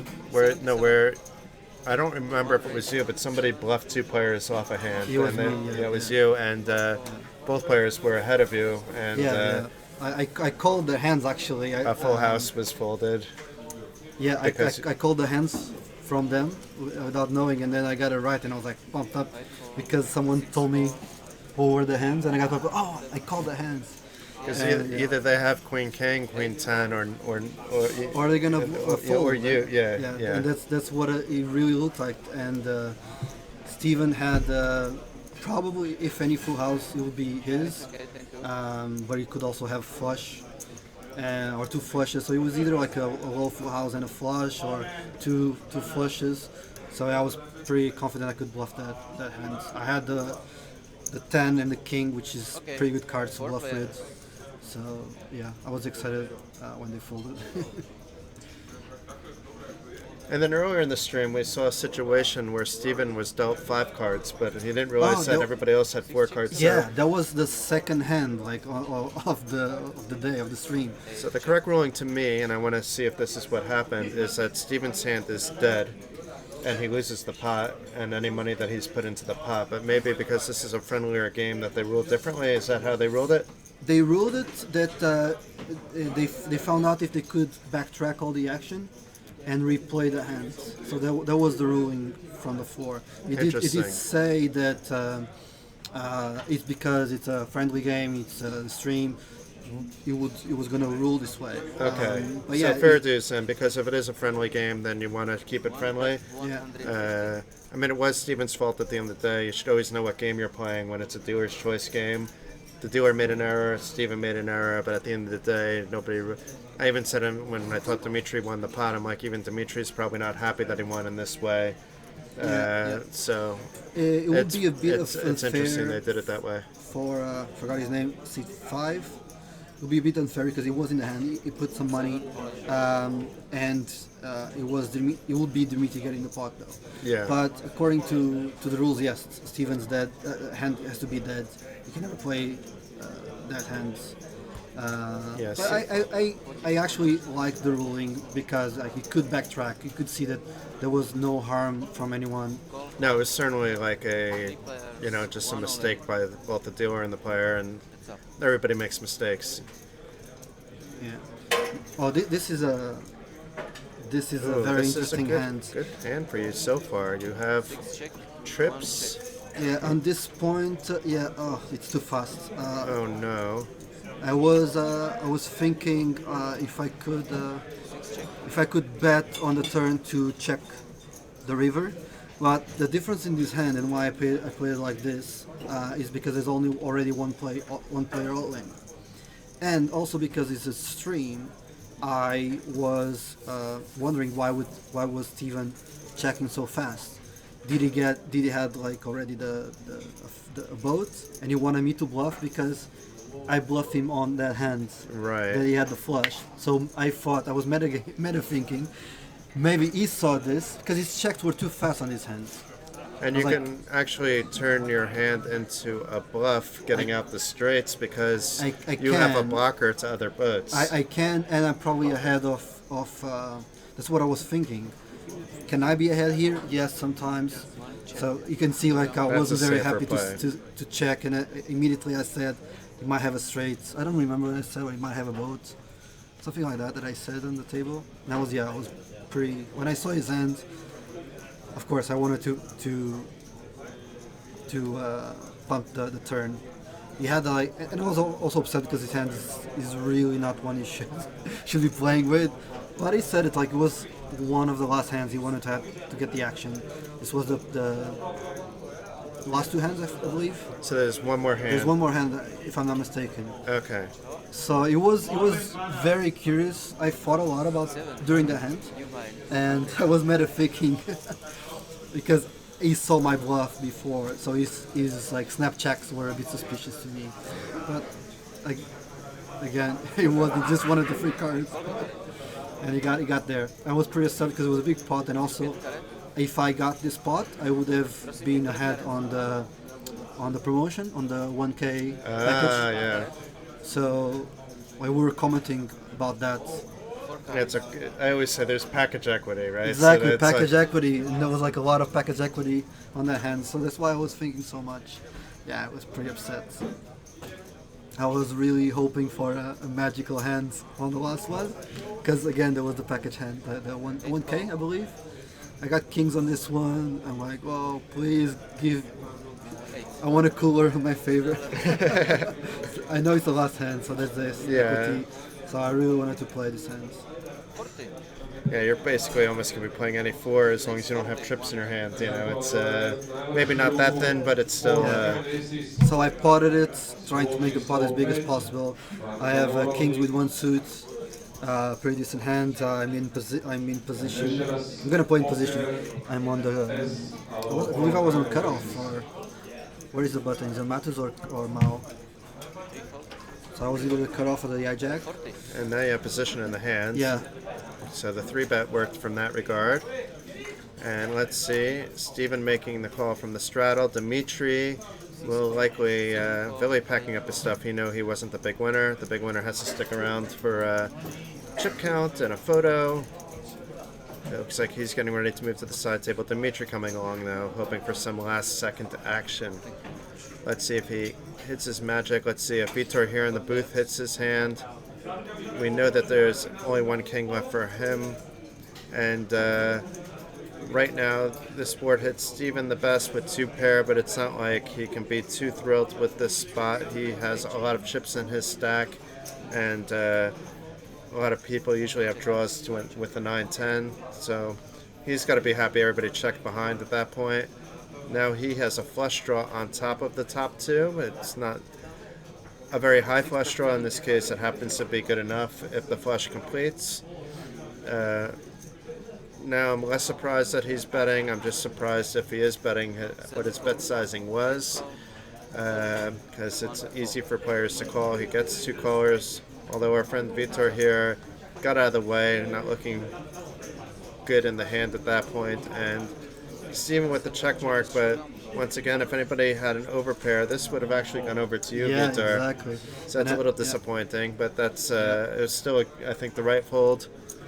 There's only a few cards in the deck that could have helped you, and even the 5, you wouldn't have known where you stood. So it's Result oriented was a bad fold. Yeah. No, but I would actually have called if I'm heads up, because I can. There's a lot of cards that are gonna be scary for Steven, and I can bluff. I can bluff him out, have position, but when the short stacks call, definitely I need to go away from the hands. And unfortunately, it was the last hand, and I didn't get the package. Well, we can forget about the next stream. They have the cameras on us. Let's get the Oh, cards. yeah. Let's play some Let's Chinese play some poker. Chinese. we Let's have put your the chips. Yeah. And Simon was the big winner. I just got a he was, message. So yeah. he won 390 big blinds, which is now the high for the PLO, 780 profit. Not bad for 2 hours work. Yeah. I know you won a little bit as well, so well done. And thank you very much for joining us. Those pleasure. of you in the chat box, the action will be back in about 20-30 minutes. It'll likely be George taking over the commentating duties. It will be moving over to Hold'em, either 2-5 or 5-10. I have been stuck in the booth. I don't know what the actual stakes of the game will be. But I'm not sure. I believe it's a 5-10. We were talking about making it 2-5 because there were some action players that wanted to play 2-5 versus 5-10. So it's nicer to have an action game when the stakes are lower than a very nitty 5-10 Yeah, game. of So course, let's see. Let's see what was decided while I was locked away. But very nice to Alright. meet you. Thanks for inviting me over the booth. Yeah, it was I'll see good to you have around. you out, and best of luck on the table. Are you going right back to play, or are you going to take a little break? I go back home now. Come back tomorrow night. Okay. Do we have you on the stream tomorrow? I have to look at the schedule. Not yet, but maybe. Yeah. Maybe you want to play short deck tomorrow. Yeah, definitely. Yeah, we can play Okay. short deck. Yes. Okay, so short deck. You've played short deck before? I played short deck not a lot of times no. Actually in Portugal there is like the traditional poker is short deck a little bit. Traditional like, poker, yeah, short like deck. the- That's the- interesting. The older people like they knew how to play short deck before. It's a little bit. It's not really short deck. It's a variation. We call it Yeah. sintético. I don't know if Okay. there's a translation elsewhere, but it's quite similar to short deck. So I used to play that variation. So let's get you on. We're going to put you Yeah, on the let's do short that, deck let's do table, that. and for the package, there's a separate package for mixed games, and only 2 mixed games. So you have another. All right, so it's chance. Sviten and short deck. Exactly. Sviten I never played. I don't even know the rules. but I Sviten, we can play definitely wanna- tonight if you come back, Not tomorrow. or over Tomorrow- the tomorrow, weekend. tomorrow do that. Over the weekend, I'll teach So you the rules. We have OFC to play. Sviten. Yes. Short deck. And actually, Short deck, I'm not sure I'm playing. I did play in the first ever short deck stream, but it's not my game. I had a lot of fun doing it though. I have to say. Obrigado, Vitor. De nada. Thanks. And guys, we'll be back. Thanks for tuning in.